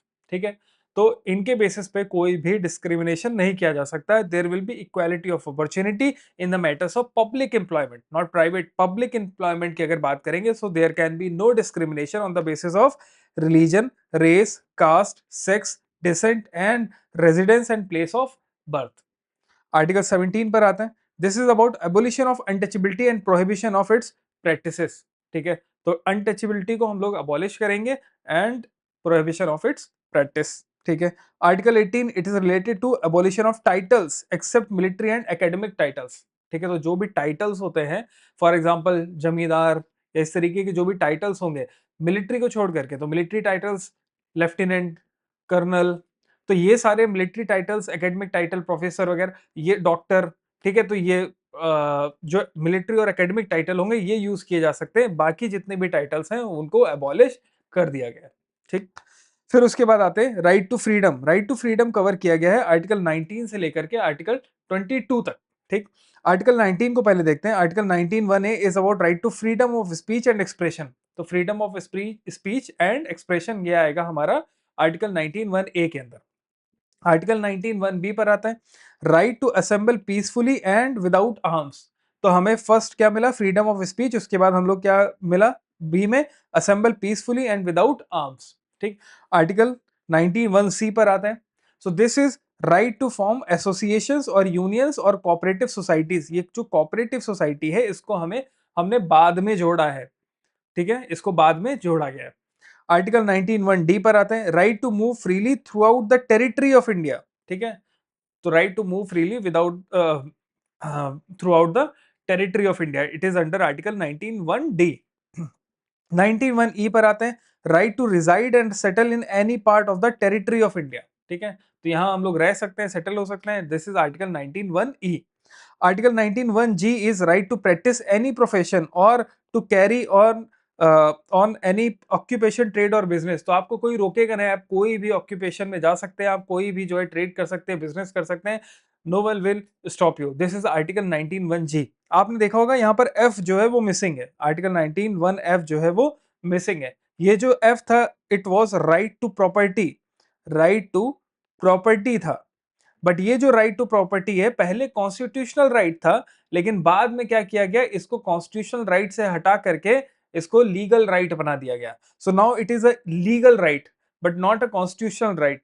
ठीक है, article 19F right to property जो हटाया गया था it was removed by 44th constitutional amendment act. तो इसको याद रखना, 44th कॉन्स्टिट्यूशनल अमेंडमेंट एक्ट से राइट टू प्रॉपर्टी को हटाया गया था। ठीक, आगे आते हैं आर्टिकल 20 को देखते हैं। अभी हम लोग इसको 20 और 22 को डिटेल में भी पढ़ेंगे आगे। ठीक, पहले बस यहाँ पर कुछ चीजें देख लेते हैं। Article 20 is related to protection in respect of conviction of for offences. ठीक है, सो प्रोटेक्ट करेंगे in respect of conviction for offences. आपने जो भी ऑफेंस किया है उसमें आप कन्विक्ट हो सकते हैं, तो उससे रिलेटेड इसमें कुछ प्रोटेक्शंस दी गई है, अभी हम लोग देखेंगे इसको। ठीक, आर्टिकल 21 पर आते हैं protection of life and personal liberty. This is very very important, protection of life and personal liberty is article 21। Supreme court ने या फिर हमारा जो जुडिशरी है उसने सबसे ज्यादा जिस राइट को एक्सपेंड किया है वो यही राइट है, right to life and liberty. जैसे right against pollution, right to clean air, right to privacy, ये सारे राइट्स है, राइट टू लिवलीहुड, ये सारे राइट्स जो है वो आर्टिकल 21 के अंडर ही आगे बढ़े हैं। अलग अलग केस के जजमेंट्स में, for example Olga Tellis case, उसमें राइट टू लिवलीहुड आया। ठीक है, बंधुआ मुक्ति मोर्चा केस, उसमें राइट अगेंस्ट बॉन्डेड लेबर आया। तो ये सारे राइट्स जो है वो आर्टिकल 21 के अंडर ही एक्सपैंड हुए हैं। Then 21A it is right to education, और ये किसके अंडर आया है, 86 कॉन्स्टिट्यूशनल अमेंडमेंट एक्ट 2002 के अंडर आया है। इसमें क्या किया जाएगा, state shall provide free and compulsory education to all children age between 6 to 14 years in such a manner as a state में डिटरमाइन। और इसी के बाद राइट टू एजुकेशन एक्ट आया 2009 में, जिसने कि ये राइट जो है वो प्रोवाइड करवाया। ठीक, 22 पर आते हैं protection against arrest and detention in certain cases. ठीक, इसके बारे में भी हम लोग आगे भी देखते हैं। नेक्स्ट आगे बढ़ते हैं, राइट अगेंस्ट एक्सप्लॉइटेशन 23 और 24। ठीक है, अब ये जो राइट अगेंस्ट एक्सप्लॉइटेशन है उसमें 23 में क्या लिखा हुआ है, prohibition of traffic in human beings and force labour. ठीक है, तो ह्यूमन ट्रैफिकिंग नहीं की जा सकती, फोर्स लेबर नहीं हो सकता है। ठीक है, तो ये चीज है। आर्टिकल 24 पर आते हैं, it is prohibition of employment of children in factories. तो चाइल्ड लेबर को प्रोहिबिट करता है आर्टिकल 24। ठीक, नेक्स्ट आता है right to freedom of religion. ये हमारा क्या है, आर्टिकल 25 से लेकर के 28 तक है। एक बार इसको देख लेते हैं, आर्टिकल 25 से लेकर के 28 तक। फर्स्ट यहां पर देखो, आर्टिकल 25 क्या है, 25 is freedom of conscience, right to freely profess, practise and propagate. ये तीन चीजें हैं, right to freely profess, practise and propagate. ठीक है, religion. These rights are subject to public order, morality, health and other provision related to fundamental right। तो ऐसा नहीं है कि अगर आपको राइट टू रिलीजन मिला हुआ है तो आप राइट टू रिलीजन के नाम पर कुछ भी करेंगे। तो राइट टू रिलीजन तब तक वैलिड है जब तक वो पब्लिक ऑर्डर को हार्म नहीं कर रहा है, मोरालिटी को हार्म नहीं पहुंचा रहा है, और आपकी और दूसरे लोगों की हेल्थ को हार्म नहीं कर रहा है। So these are the restrictions on article 25। Article 26 पर आते हैं, for religious denomination collective freedom of religious right, ठीक है। ये हाँ, कलेक्टिव फ्रीडम ऑफ रिलीजन इसमें दी गई है, बट ये जो कलेक्टिव फ्रीडम ऑफ रिलीजन है it is also subjected to public order, morality and health, but not other provisions related to fundamental right. तो ये तीन चीजें हैं जिसके बेसिस पे आर्टिकल 26 को रेस्ट्रिक्ट किया जा सकता है, that is public order, morality and health. Article 27 पर आते हैं, no person shall be compelled to pay any taxes for the promotion or maintenance of any particular religion or religious denomination, ठीक है। तो किसी भी आदमी से कोई टैक्स नहीं लिया जा सकता है, उसको कंपेल नहीं किया जा सकता है कोई भी टैक्स या सेस देने के लिए for maintenance of any particular religion or religious denomination. मतलब कि मैं अगर हिंदू हूं या कोई और सिख है तो उसे ये आप सिख हैं ये बोल करके उसे कोई भी टैक्स नहीं लिया जा सकता है, उसको कंपेल नहीं किया जा सकता है, ठीक। It prohibits only levy of tax not fee, ठीक है। फी का मतलब क्या हो गया, अगर आप किसी रिलीजियस डिनोमिनेशन में जा रहे हैं, किसी मंदिर वगैरह में जा रहे हैं, ट्रस्ट में जा रहे हैं, तो वो कोई फी वगैरह लगा सकते हैं for the upkeep, for the maintenance, ठीक है। बट टैक्स आपके ऊपर कोई भी नहीं लगाया जा सकता है on the basis of this fundamental right. Article 28 पर आता है, no religious instruction shall be provided in any educational institution wholly maintained out of public state fund या public fund। तो कोई भी रिलीजियस इंस्ट्रक्शन नहीं प्रोवाइड किया जा सकता है अगर कोई भी इंस्टीट्यूशन है जो कि सिर्फ और सिर्फ स्टेट फंड के ऊपर मेंटेन किया जा रहा है। तो मान लो कि अगर कोई मंदिर है या फिर कोई मस्जिद है जो कि, या आप रिलीजियस इंस्ट्रक्शन ऐसे नहीं, एजुकेशनल इंस्टीट्यूशन लिखा हुआ है तो आप मंदिर मस्जिद छोड़ दीजिए। मान लीजिए कोई स्कूल है, वो एक स्कूल जहां पर स्टेट फंडेड है, 100% स्टेट फंडेड है, या मेजॉरिटी आप देखेंगे वो स्टेट फंडेड है, ठीक है। अगर स्टेट उसको फंड कर रहा है तो वहां पर कोई भी रिलीजियस इंस्ट्रक्शन नहीं दिए जा सकते हैं, वहां पर जो है कोई किसी भी रिलीजन के बारे में नहीं पढ़ाया जा सकता है, बताया जा सकता है, ठीक। So this is article 25 to 28 covered, ठीक। नेक्स्ट आते हैं article 29 and 30, these are cultural and educational right, ठीक है। आर्टिकल 29 एंड 30 क्या है, कल्चरल एंड एजुकेशनल राइट्स हैं, इसको भी एक बार देख लेते हैं हम लोग।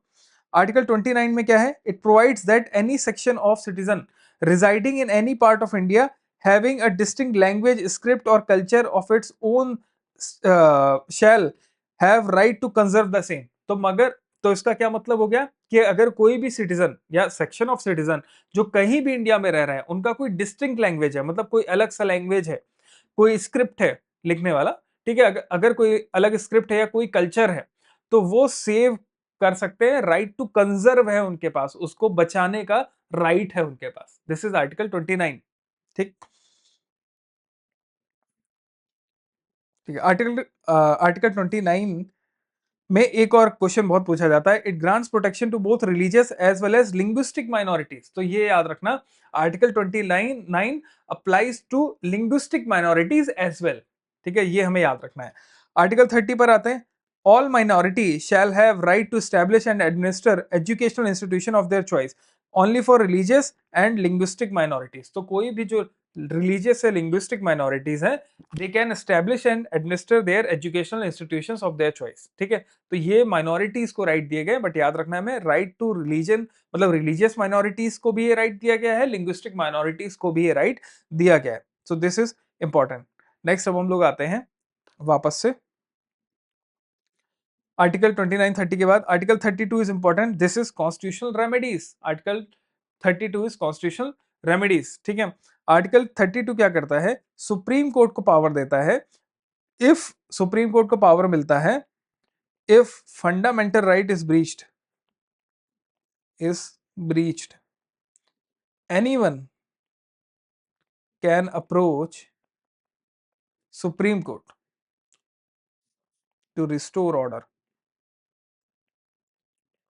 और टू सीक कंपनसेशन, ठीक है। इसके बेसिस पे supreme court can issue Ritz issue कर सकता है। 32 के ही पैरेलल हम लोग देखते हैं आर्टिकल 226 जो कि हाई कोर्ट का है। सिमिलरली हाई कोर्ट भी हम लोग मूव कर सकते हैं, तो वो कॉन्स्टिट्यूशनल रेमेडी जो है 226 में भी हाई कोर्ट के पास भी है, बट हाई कोर्ट में क्या होगा, सिर्फ और सिर्फ फंडामेंटल ब्रीच होने पर ही आप हाई कोर्ट मूव नहीं कर सकते हैं। आप बाकी और कोई भी राइट आपका ब्रीच हो रहा है, आप हाई कोर्ट मूव कर सकते हैं। तो हाई कोर्ट का जो ज्यूरिसडिक्शन है इसमें बड़ा वाइडर है, बट सुप्रीम कोर्ट का जो है वो थोड़ा सा नैरो है। अगर सिर्फ आपका फंडामेंटल राइट ब्रीच होगा तभी आप जो है सुप्रीम कोर्ट मूव कर सकते हैं अंडर आर्टिकल 32। ठीक, तो ये याद रखना है हमें। नेक्स्ट आते हैं आर्टिकल 33। आर्टिकल 33 में क्या लिखा हुआ है? empowers parliament to restrict or abrogate the fundamental right of the members of armed forces, police forces, intelligence agencies and analogous forces। ठीक है, तो जितनी भी इस तरीके की फोर्सेस हैं उनके फंडामेंटल राइट को रेस्ट्रिक्ट या एब्रोगेट कर सकती है पार्लियामेंट। ठीक है, याद रखना, पार्लियामेंट कर सकती है, स्टेट लेजिस्लेटिव असेंबली नहीं कर सकती है। क्वेश्चन इसी तरीके से बनते हैं, वो पार्लियामेंट को हटा करके स्टेट लेजिस्लेटिव असेंबली कर देंगे, तब आपको प्रॉब्लम आएगी इसको आंसर करने में। ठीक है, तो इसको याद रखना है। नेक्स्ट अब हम लोग आते हैं रिट्स पर। ठीक है, रिट्स पर, रिट्स देख लेते हैं एक बार। तो first writ is habeas corpus. Habeas corpus का लिटरल मीनिंग होता है to have the body of. ठीक, ये पब्लिक और प्राइवेट दोनों ही इंडिविजुअल्स के लिए इशू की जा सकती है। तो किसी पब्लिक एजेंसी या फिर किसी और जो पब्लिक ऑफिस होल्डर है उसके लिए भी इशू की जा सकती है, प्राइवेट पर्सन के लिए भी इशू किया जा सकता है। तो हेबियस कॉर्पस का मतलब क्या होता है? अगर किसी ने किसी को बंधक बना लिया है तो कोर्ट ये आदेश देती है कि आप उसको मेरे सामने पेश करिए या उसको जो है आपको छोड़ना है। ठीक है, तो दिस इज हेबियस कॉर्पस। जब आप हबियस कॉर्पस का मतलब क्या होगा? To have the body of. तो सुप्रीम कोर्ट चाहता है कि वो सामने आकर के, सुप्रीम कोर्ट या कोई भी कोर्ट चाहता है, हाई कोर्ट भी इशू कर सकता है। तो सुप्रीम कोर्ट या हाई कोर्ट जब ये इशू करता है इसका मतलब आपको उस बंदे को सुप्रीम कोर्ट हाई कोर्ट के सामने लेकर के आना पड़ेगा। ठीक है, और ये तब किया जाता है कि जब जबरदस्ती किसी भी आदमी को बंधक बना करके रखा जाता है। ठीक है, तो मान लीजिए श्याम ने राम को अपने यहाँ पर बंधक बना करके रख लिया। ठीक है, तो राम के घर वाले सुप्रीम कोर्ट मूव कर सकते हैं, बोल सकते हैं हेबियस कॉर्पस इश्यू करिए और श्याम को बोलिए कि वो छोड़े। तो ये प्राइवेट प्रॉपर्टी के लिए, प्राइवेट पर्सन के लिए भी हो सकता है कि हेबियस कॉर्पस इश्यू हो जाए, पब्लिक ऑफिस होल्डर के लिए या पब्लिक इंस्टीट्यूशंस के लिए भी हेबियस कॉर्पस इश्यू किया जा सकता है। बहुत सारे केसेस में होता है जब पुलिस जो है पकड़ लेती है किसी को और चार्जशीट नहीं फाइल कर रही, उनको पता है कि वो आदमी लॉकअप में या कहीं जो है पुलिस वालों ने पकड़ करके रखा हुआ है, तो हेबियस कॉर्पस इश्यू किया जाता है। देन मैंडामुस। मैंडामुस का मतलब होता है, लिटरल मीनिंग होता है वी कमांड। ठीक है, ये जो इशू किया जाता है ये कोर्ट इशू करती है अगेंस्ट अ पब्लिक ऑफिशियल। तो ये याद रखना है, पब्लिक ऑफिशियल, यहाँ पे प्राइवेट नहीं है।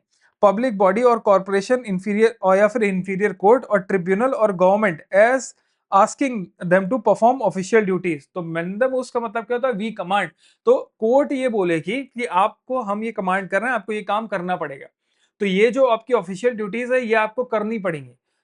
तो दिस इज मैंडामोस। ठीक, प्रोहिबिशन पर आते हैं। प्रोहिबिशन का मतलब होता है टू फॉरबिड। ठीक, ये हायर कोर्ट इशू करती है लोअर कोर्ट को या फिर ट्रिब्यूनल को। कब इशू करती है? To prevent the latter from exceeding its jurisdiction. तो मान लो सुप्रीम कोर्ट इशू करेगा डिस्ट्रिक्ट कोर्ट को कि आप अपनी ज्यूरिसडिक्शन से बाहर जाना है, आपको नहीं जाना है, वो प्रोहिबिशन इशू कर देंगे। ठीक है, ठीक, यहां पर एक और खास बात है, it can not be issued against administrative authorities. ठीक है, एडमिनिस्ट्रेटिव अथॉरिटीज के लिए प्रोहिबिशन नहीं होगा, सिर्फ और सिर्फ ये जो कोर्ट वाले हैं उनके लिए होगा। ठीक, लेजिस्लेटिव बॉडीज के लिए नहीं किया जा सकता है, प्राइवेट इंडिविजुअल्स के नहीं होगा। प्राइवेट के लिए अभी तक हम लोगों ने सिर्फ एक पढ़ा है, वो कौन सा है? Habeas corpus. ठीक, नेक्स्ट आते हैं सेरियोररी। सेरियोररी मींस टू बी सर्टिफाइड। अच्छा, ये जो मैं आपको लिटरल मीनिंग बता रहा हूं टू बी सर्टिफाइड या मैंडामुस का मतलब वी कमांड, इसका भी मैच द फॉलोइंग आता है। ठीक है, हेबियस कॉर्पस का मतलब टू हैव बॉडी ऑफ, ये भी मैच द फॉलोइंग आता है, तो इसका लिटरल मीनिंग भी याद रखना है हमें। ठीक, सेरियोररी का मतलब हो गया issued on the grounds of excess of jurisdiction और लैक ऑफ ज्यूरिसडिक्शन और एरर ऑफ लॉ। ठीक है, issued by higher court to a lower court to transfer a case pending with the later to itself or the quash the order of the later in a case। तो supreme court या high court issue करेगा district court के लिए।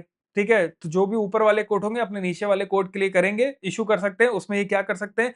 उनके order को, मतलब जो नीचे वाले कोर्ट है उनके ऑर्डर को क्वैश कर सकते हैं। ठीक है, नील कर सकते हैं, नल कर सकते हैं, या फिर केस को अपनी तरफ ट्रांसफर कर लेंगे। ये दोनों काम किए जा सकते हैं। ठीक, it can be issued against administrative bodies, ये हमें याद रखना है। नेक्स्ट आते हैं हम लोग को वारंटो।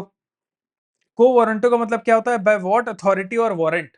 ठीक है, को वारंटो बाय व्हाट अथॉरिटी, ये कोर्ट इश्यू करती है ये इंक्वायर करने के लिए कि लीगैलिटी क्या है किसी भी पर्सन की। ठीक है, जो वो क्लेम कर रहा है पब्लिक ऑफिस पे। तो अगर सुप्रीम कोर्ट को ये लग रहा है कि this person is not fit for this public office, या फिर वो लीगल रूट के थ्रू उस पब्लिक ऑफिस को होल्ड नहीं कर रहा है, तो कोर्ट ये इशू कर सकता है इंक्वायरी के लिए to check the legality of the claim of a person holding a public office. ठीक, so this is all the writs we have covered. ठीक है, नेक्स्ट आते हैं हम लोग आर्टिकल 2021 पहले डिस्कस करते हैं, फिर ऊपर देखेंगे। आर्टिकल 21 में कुछ चीजें हम लोग को डिस्कस करनी थी। Article 21 is for the protection against self incrimination, extends to both oral evidence and documentary evidence. ठीक है, तो सेल्फ इंक्रिमिनेशन के अगेंस्ट जो है आर्टिकल 20 हमें प्रोटेक्शन देता है। ये किन किन चीजों में एक्सटेंड नहीं होता है, ये भी कई बार पूछा गया है, तो ये हमें याद रखना है। It does not extend to, कब कब, compulsory production of material objects, ठीक है, compulsion to give thumb impression, specimen signature and blood specimen, ठीक, and compulsory exhibition of the body. इन तीन जगह नहीं होगा, आपको देना पड़ेगा ब्लड स्पेसिमेन, आपको देना पड़ेगा थंब इंप्रेशन, आपको देना पड़ेगा सिग्नेचर, आपको स्पेसिमेन सिग्नेचर आपको देना पड़ जाएगा। ठीक है, compulsory production of material object, अगर आपने कुछ रखा हुआ है, कोई ऑब्जेक्ट है आपके पास, मटेरियल ऑब्जेक्ट है, वो आपको देना पड़ जाएगा। एग्जीबिशन ऑफ बॉडी मतलब जो है बॉडी आपकी जांची जाएगी कि आपने अगर कुछ किया है, कोई कट मार्क है या किसी तरीके से आपको लिंक किया जा सकता है कुछ किसी क्राइम के साथ में, तो पुलिस वगैरह जांच कर सकते हैं। ठीक, एक और खास बात है जहां से क्वेश्चन बनता है, it extends only to criminal proceedings and not to civil proceedings और proceedings which are not of criminal nature. तो ये सिर्फ और सिर्फ किसमें हमें प्रोटेक्शन मिला हुआ है, फंडामेंटल राइट बना मिला हुआ है, सिर्फ और सिर्फ हमें मिला हुआ है क्रिमिनल प्रोसीडिंग्स में। ये कहां नहीं मिला हुआ है, सिविल प्रोसीडिंग में, या फिर वो प्रोसीडिंग जो क्रिमिनल नेचर की नहीं है, वहां हमें ये राइट नहीं मिला हुआ। This is important. ठीक, अब इस पे जो हमें राइट्स मिलते हैं, नो सेल्फ इंक्रिमिनेशन हम लोगों ने ऊपर पढ़ लिया, नो एक्सपोज फैक्टो। ठीक है, नो एक्सपोज फैक्टो का मतलब क्या होता है कि अगर कल को गवर्नमेंट ये कहे कि जितने भी लोगों ने पिछले 10 साल में चोरी किया, आज से पिछले 10 साल में चोरी किए, उनको 7 की जगह 10 साल की सजा मिलेगी, तो ये नहीं किया जा सकता है। आप एक्स पोस्ट फैक्टो मतलब बाद में जाकर के जो है इस तरीके से सजा को चेंज नहीं कर सकते। बट आज अगर गवर्नमेंट ये लॉ बनाए कि चोरी करने पे आपको 10 साल की सजा मिलेगी, तो आज के बाद जितनी भी चोरियां होंगी उसमें 10 साल की सजा दी जाएगी। तो सिर्फ और सिर्फ लेकिन ये क्रिमिनल लॉ के लिए है। गवर्नमेंट ये जरूर कर सकती है कि आज से पहले जितने भी लोगों ने इनकम टैक्स नहीं भरा है, उनको जो है 2 साल की सजा होगी या इतने रुपए का फाइन लगेगा। तो अगर गवर्नमेंट इस तरीके का फाइन लगा देती है तो वो किया जा सकता है, because it is a civil case, civil liability. Criminal cases में ये नहीं किया जा सकता कि आप बैक डेट में जाकर के इस तरीके से चीजों को चेंज कर दें। नो डबल जियोपार्डी, इसका मतलब क्या होता है, ये भी क्रिमिनल लॉस के लिए होती है। इसका मतलब क्या होता है, एक ही जुर्म के लिए आपको 2 बार सजा नहीं मिल सकती। ठीक है, आपने एक जुर्म किया, आपको 2 बार उसकी सजा नहीं मिलेगी, एक ही बार आपको उसकी सजा मिलेगी। नो सेल्फ इंक्रिमिनेशन, ये हम लोगों ने ऊपर देख लिया है। ठीक, आर्टिकल 22 पर आते हैं। Article 22 is important because it is related to preventive detention. ठीक है, state union both can make law, this is very very important. ठीक है, इसको याद रखना, both can make law. State union article 22 में दोनों ही प्रिवेंटिव डिटेंशन के लिए लॉ बना सकते हैं, but parliament has exclusive authority on defence, foreign affairs and security of India. तो ये जो तीन चीजें हैं, defence, foreign affairs and security of India, इसमें सिर्फ और सिर्फ पार्लियामेंट ही लॉ बना सकती है। ठीक, तो ये याद रखना है हमें। मैक्सिमम किसी को प्रिवेंटिव डिटेंशन में कितने दिन के लिए रखा जा सकता है, 3 महीने के लिए रखा जा सकता है। उसके बाद क्या होगा, एडवाइजरी बोर्ड बनेगा जजेस ऑफ हाई कोर्ट का, वो डिसाइड करेगा कि इसको आगे बढ़ाना है कि नहीं बढ़ाना है। ठीक, 44th कॉन्स्टिट्यूशन अमेंडमेंट एक्ट में प्रिवेंटिव डिटेंशन को 2 महीने के लिए रिड्यूस कर दिया गया था, मतलब 3 की जगह 2 महीना कर दिया गया था, बट इसको इंप्लीमेंट नहीं किया गया है। इंडिया उन कुछ चंद देशों में से है जहां पे प्रिवेंटिव डिटेंशन अभी भी है। ज्यादातर देशों में जहां पर डेमोक्रेसी है, पार्लियामेंट्री स्टाइल ऑफ गवर्नमेंट है, वहां पर प्रिवेंटिव डिटेंशन अब नहीं होता है। ठीक, ये हम लोगों ने देख ही लिया था। ठीक है, ये भी हो गया था। नेक्स्ट अब हम लोग आते हैं directive principles of state policy. तो हम लोगों ने फंडामेंटल राइट्स देख लिए। अच्छा, फंडामेंटल राइट्स में एक चीज रह गई है, आर्टिकल 358 एंड आर्टिकल 359। यस, इसको भी कवर कर लेते हैं। आर्टिकल 358, इसमें क्या है, suspension of provision of article 19 during emergencies. तो आर्टिकल 358 में क्या लिखा गया है कि जो आर्टिकल 19 है वो इमरजेंसी में सस्पेंड हो जाएगा, बट ये कब होगा? सिर्फ और सिर्फ एक्सटर्नल इमरजेंसी के टाइम, सिर्फ और सिर्फ एक्सटर्नल इमरजेंसी के टाइम पर आर्टिकल 358 सस्पेंड होगा।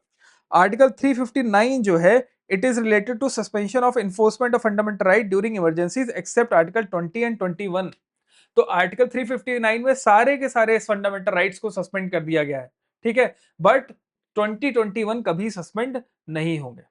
20 और 21 कभी भी सस्पेंड नहीं होते, याद रखना। आर्टिकल 358 आर्टिकल 19 से रिलेटेड है, बट सिर्फ और सिर्फ एक्सटर्नल इमरजेंसी। आर्टिकल 359 में बाकी सारे के सारे फंडामेंटल राइट्स को सस्पेंड कर दिया जाएगा ड्यूरिंग इमरजेंसी, बट आर्टिकल 20 और 21 सस्पेंड नहीं होंगे, ठीक। So these were the important things. आगे आते हैं हम लोग डीपीएसपी पे आते हैं, directive principles of state policy. देखो बहुत अच्छा होता है अगर हम लोग आर्टिकल्स के साथ पढ़ते हैं, क्योंकि आर्टिकल्स के साथ पढ़ने में क्या होता है कि हमको समझ में आ जाता है कि किस आर्टिकल में क्या लिखा हुआ है, कॉन्स्टिट्यूशन में क्या लिखा हुआ है वो भी हमें समझ में आ जाता है, ठीक है। तो वो एक लिंक भी फॉर्म होता है। आर्टिकल्स का मैच द फॉलोइंग भी कई बार पूछा जाता है। उसके अलावा जो है, आप जब मेंस लिख रहे होंगे, अगर आपको आर्टिकल याद होंगे तो जीएस 2 में आप आसानी से आर्टिकल्स को कोट भी कर पाएंगे। तो ये सारे फायदे होते हैं। तो मुझे इसी वजह से ये जो नोट्स आप पढ़ेंगे तो मैं आर्टिकल्स के हिसाब से हर एक चीज को समझाता हुआ चल रहा हूँ कि किस आर्टिकल में क्या लिखा हुआ है, ठीक। नेक्स्ट आते हैं डीपीएसपी। डीपीएसपी मेंशन किसमें किया गया है? पार्ट 4 में मेंशन किया गया है। 36 से लेकर के 51 तक जो है डीपीएसपी के अंडर आता है, मतलब आर्टिकल 36 से लेकर के 51 के बीच का जो पार्ट है पार्ट 4 का, उसको हम लोग डीपीएसपी बोलते हैं, ठीक। आर्टिकल 36 इसमें क्या है? मीनिंग ऑफ स्टेट लिखा हुआ है, वो सेम है जैसा कि आर्टिकल 13 में लिखा हुआ है। Article 13 it is part of fundamental rights, ठीक है। तो आर्टिकल 13 में स्टेट का जो मीनिंग लिखा हुआ है वही मीनिंग जो है डीपीएसपी में भी अप्लाई होता है अंडर आर्टिकल 36, सेम है।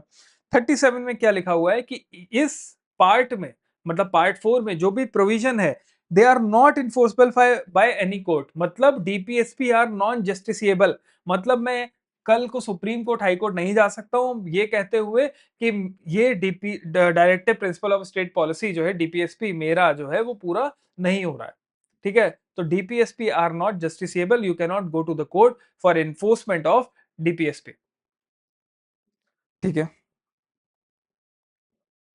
आर्टिकल 38 पे आते हैं। द स्टेट, अब डीपीएसपी स्टार्ट हो गया। The state has to secure social order for the promotion of the welfare of the people, ठीक है। This is article 38। Article 40, village panchayat बनानी है, ऑर्गेनाइजेशन ऑफ विलेज पंचायत, ठीक है। तो this is Gandhian, village panchayat Gandhian. Article 39 है, added by 42nd constitutional amendment act, provide for the equal justice and free legal aid, equal justice and free legal aid. Article 41, अच्छा ये भी याद रखना है, बहुत आता है। 42nd कॉन्स्टिट्यूशन अमेंडमेंट एक्ट से कौन कौन से ऐड किए गए हैं, बहुत आता है, ठीक है। तो 39 है, नालसा भी इसी के बाद ही बना था। Article 41, right to work, education and to public assistance in certain cases, ठीक। Article 42, state shall make provision for securing just and humane condition of work and maternity relief, ठीक है। तो स्टेट को क्या करना है? Just and human condition for work बनानी है, मैटरनिटी रिलीफ देना है। तो this is under article 42। Article 43, state shall endeavor to secure by suitable legislation or economic organization or in any other way that all workers, सारे के सारे worker, agricultural, industrial or otherwise, work a living wage condition of work, ensuring a decent standard of life and full enjoyment of leisure and social and cultural opportunities। मतलब क्या हुआ इसका? मतलब state को ये सिक्योर करना है लेजिस्लेशन के थ्रू, इकोनॉमिक ऑर्गेनाइजेशन के थ्रू, उसको ये सिक्योर करना है कि जितने भी वर्कर हैं, एग्रीकल्चरर हैं, मतलब जो एग्री फार्मर्स हैं हमारे, इंडस्ट्रियल वर्कर्स हैं, ठीक, वो सारे के सारे उनको एक लिविंग वेज मिले, ठीक है, डिसेंट लिविंग वेज मिले, जो कंडीशन ऑफ वर्क हो वो डिसेंट हो, स्टैंडर्ड ऑफ लाइफ अच्छा हो, और अपने वो लेजर को, कंफर्ट को एंजॉय कर सके। लेजर मतलब खाली टाइम, ठीक है। तो अपने लेजर को वो एंजॉय कर सके, ठीक। तो ये है। आर्टिकल 43 ए पर आते हैं। This is participation of workers in the management of industries, ठीक है। तो ये हमें प्रमोट करना है under article 43 A. 43 B B most asked, ठीक है, बहुत बार पूछा गया है कि प्रमोशन ऑफ कोऑपरेटिव सोसाइटीज ये किसके अंडर है? आर्टिकल 43 बी के अंडर है, ठीक। 44 यूसीसी, यूनिवर्सल सिविल कोड लेकर के आना है, this is under article 44। Article 45 provision of early childhood care, education to children below the age of 6 year, ठीक, दिस इज अंडर आर्टिकल 45। 46 पे आता है, promotion of educational and economic interest of SC ST and other weaker section, article 46 के under है। Article 47, duty of the state to raise the level of nutrition and standard of living and to improve public health, this is under article 47। 48, organisation of agriculture and animal husbandry, ठीक, तो ये हमें बनाना है। Article 48A, safeguarding of forest and wild life, ठीक है, तो हमें प्रोटेक्ट करना है, एनवायरमेंट को प्रोटेक्ट करना है, स्पेसिफिकली यहाँ पे फॉरेस्ट एंड वाइल्ड लाइफ की बात की गई है। 49, protection of monuments and places and objects of national importance, this is under article 49। 50, most asked, ठीक है, 43 भी हम लोगों ने पढ़ा, कोऑपरेटिव सोसाइटीज, ये भी बहुत पूछा गया है। 50, separation of judiciary from executive, so this shows separation of power, तो अब इसके लिए मैं कोर्ट नहीं जा सकता हूं कि जुडिशरी एग्जीक्यूटिव से सेपरेट नहीं है, क्यों, डीपीएसपी में लिखा हुआ है, डीपीएसपी जो है नॉन जस्टिसएबल है। Article 51, promotion of international peace and security, this is under article 51। अब हम लोग को एक चीज देखनी है, which is the most important thing, that is which of the DPSP are added by 42nd Constitutional Amendment Act, ठीक, तो एक एक करके देखते हैं। To secure opportunities for healthy development of children, ठीक है, ये हम लोगों ने ऐड किया है। To promote equal justice and to provide free legal aid to the poor, ये हम लोगों ने ऐड किया है। To take steps to secure the participation of workers in the management of industries, 43A, ये ऐड किया गया है। देन उसके बाद में to protect and improve the environment and to safeguard forest and wild life, article 48 है, ये add किया गया है 42nd कॉन्स्टिट्यूशनल अमेंडमेंट एक्ट से, ठीक। 44th constitutional amendment act, state to minimise the inequalities in income status facilities and opportunities, under article 38, so this is added by constitution amendment act 44th, ठीक है, तो ये भी हमें याद रखना है। सो एक और इसमें याद रखना है हम लोगों को, जो हमारा 43B है, 43B कोऑपरेटिव सोसाइटीज वाला, कोऑपरेटिव सोसाइटीज, ये जो ऐड किया गया, ये ऐड किया गया 97 कॉन्स्टिट्यूशनल अमेंडमेंट एक्ट से, तो ये भी हमें याद रखना है। 43B added by 97 constitution amendment act, ठीक, दीज आर इंपॉर्टेंट। अब आते हैं हम लोग फंडामेंटल ड्यूटीज पे। जो फंडामेंटल ड्यूटीज हैं वो हम लोगों ने लिया है यूएसएसआर से, ठीक है। सबसे पहले ये हम सजेस्ट की गई थी स्वर्ण सिंह कमेटी के द्वारा, ऐड किया गया कॉन्स्टिट्यूशन में through 42nd constitution amendment act 1976। कौन सा आर्टिकल है ऐड किया गया, वो आर्टिकल 51 है, ध्यान दे रहे हो आप यहाँ पर, ए कैपिटल में लिखा गया है, कैपिटल का मतलब क्या होगा, ये अलग आर्टिकल की तरह ट्रीट किया जाएगा, ठीक है। 395 हम लोगों ने पढ़ा था आर्टिकल्स हैं, फिर अभी तो बहुत सारे हो गए हैं, तो जितने भी कैपिटल में लिखे होते हैं ना, वो अलग आर्टिकल की तरह उनको ट्रीट किया जाता है। तो 51 क्या था, 51 हम लोगों ने डीपीएसपी में पढ़ा था भी, promotion of peace and international order, वो 51 था। बट 51A वो अलग होगा, उस 51 का सब पार्ट नहीं है। अगर 51A स्मॉल लिखा होता तब वो 51 का सब पार्ट होता, लेकिन 51A कैपिटल लिखा हुआ है तो ये अलग आर्टिकल की तरह ट्रीट किया जाएगा, उसका सब पार्ट नहीं होगा, याद रखना है इसको। उसके बाद हम लोग आते हैं 11th फंडामेंटल ड्यूटी, ये ऐड की गई थी बाद में 86 कॉन्स्टिट्यूशनल अमेंडमेंट एक्ट 2002। तो अगर आपसे पूछे फंडामेंटल ड्यूटीज किस किस कॉन्स्टिट्यूशनल अमेंडमेंट एक्ट से ऐड किया गया है, तो फर्स्ट होगा 42nd, देन उसके बाद सेकंड होगा 86 कॉन्स्टिट्यूशनल अमेंडमेंट एक्ट 2002, ठीक। अब एक एक करके सारे फंडामेंटल ड्यूटीज हम लोग देख लेते हैं, ये क्लियर हो जाएगा, ठीक। 51A पर आते हैं। तो the first fundamental duty is to abide by the constitution and respect the national flag and anthem, ठीक है, तो ये फर्स्ट हो गया। Second, to cherish and follow the noble ideas which inspired our national struggle for freedom, तो हमें national struggle for freedom के जो भी आइडियाज है उनको चेरिश करना है, फॉलो भी करना है। प्रोटेक्ट करना है हमें sovereignty, unity and integrity India की, ठीक है, हमें इंडिया को डिफेंड करना है। फिर उसके बाद प्रमोट करना है spirit of common brotherhood amongst all religion, amongst all the people of India, ठीक। हम लोग को प्रिजर्व करना है, preserve the rich heritage of our composite culture, rich heritage of our composite culture. Composite culture का मतलब क्या हो गया, हमारे कल्चर में बहुत सारी चीजें हैं, हिंदुज्म, मुस्लिम्स, ईसाई, ये सारे बहुत सारी लैंग्वेजेस हैं, तो सब मिला करके कंपोजिट कल्चर बना रहे हैं, उसके रिच हेरिटेज को हमें प्रिजर्व करना है। नेक्स्ट आते हैं to protect and improve the natural environment including forest, lakes, rivers and wild life and to have compassion for living creature, आपने ध्यान दिया यहां पर क्या क्या लिखा हुआ है, forest, lake, river and wild life, ठीक। और इसकी भी बात की गई, कंपैशन हमें रखना है लिविंग क्रिएचर के लिए। लेकिन जब हम लोग यहाँ पे बात करते हैं डीपीएसपी की, तो यहाँ पर क्या लिखा हुआ है, फॉरेस्ट एंड वाइल्ड लाइफ लिखा हुआ है सिर्फ, ठीक है, हमें सेफगार्ड करना है forest and wild life. But जब इसकी बात करोगे फंडामेंटल ड्यूटीज की, तो यहाँ पर forest, lake, rivers and wild life लिखा हुआ है, ठीक। Then we have to develop scientific temper and the spirit of inquiry, ठीक है, to safeguard public property is the next one. Next, to strive towards excellence in all spheres of individual and collective activity, ठीक है। And the last one is, who is a parent or guardian is to has to provide opportunities for education to his child, or as the case may be, ward between the age of 6 to 14 year. तो आपको मतलब जो भी parent है, guardian है, उनको अपने 6 से 14 साल के बच्चों के लिए एजुकेशनल अपॉर्चुनिटीज को प्रोवाइड करवाना है, ठीक है। ये भी 86 कॉन्स्टिट्यूशनल अमेंडमेंट एक्ट से ऐड किया गया था, ठीक। स्टेट की भी रिस्पॉन्सिबिलिटी वो डीपीएसपी में लिखा हुआ है, 21A में वो फंडामेंटल राइट भी बना दिया गया है, फंडामेंटल ड्यूटी भी डाल दिया गया है। तो मतलब आपका राइट भी है, डीपीएसपी भी है, और ये आपकी एक ड्यूटी भी है थ्रू 86 कॉन्स्टिट्यूशनल अमेंडमेंट एक्ट, ठीक। So we have covered this fundamental duties. आज के लिए यहीं तक रखते हैं, कल से हम लोग स्टार्ट करेंगे यहाँ प्रेसिडेंट से, फिर हम लोग जितने भी पेजेस बचे हुए हैं सारे पेजेस कवर कर लेंगे, and then we will finish this tomorrow, ठीक है। Thank you very much.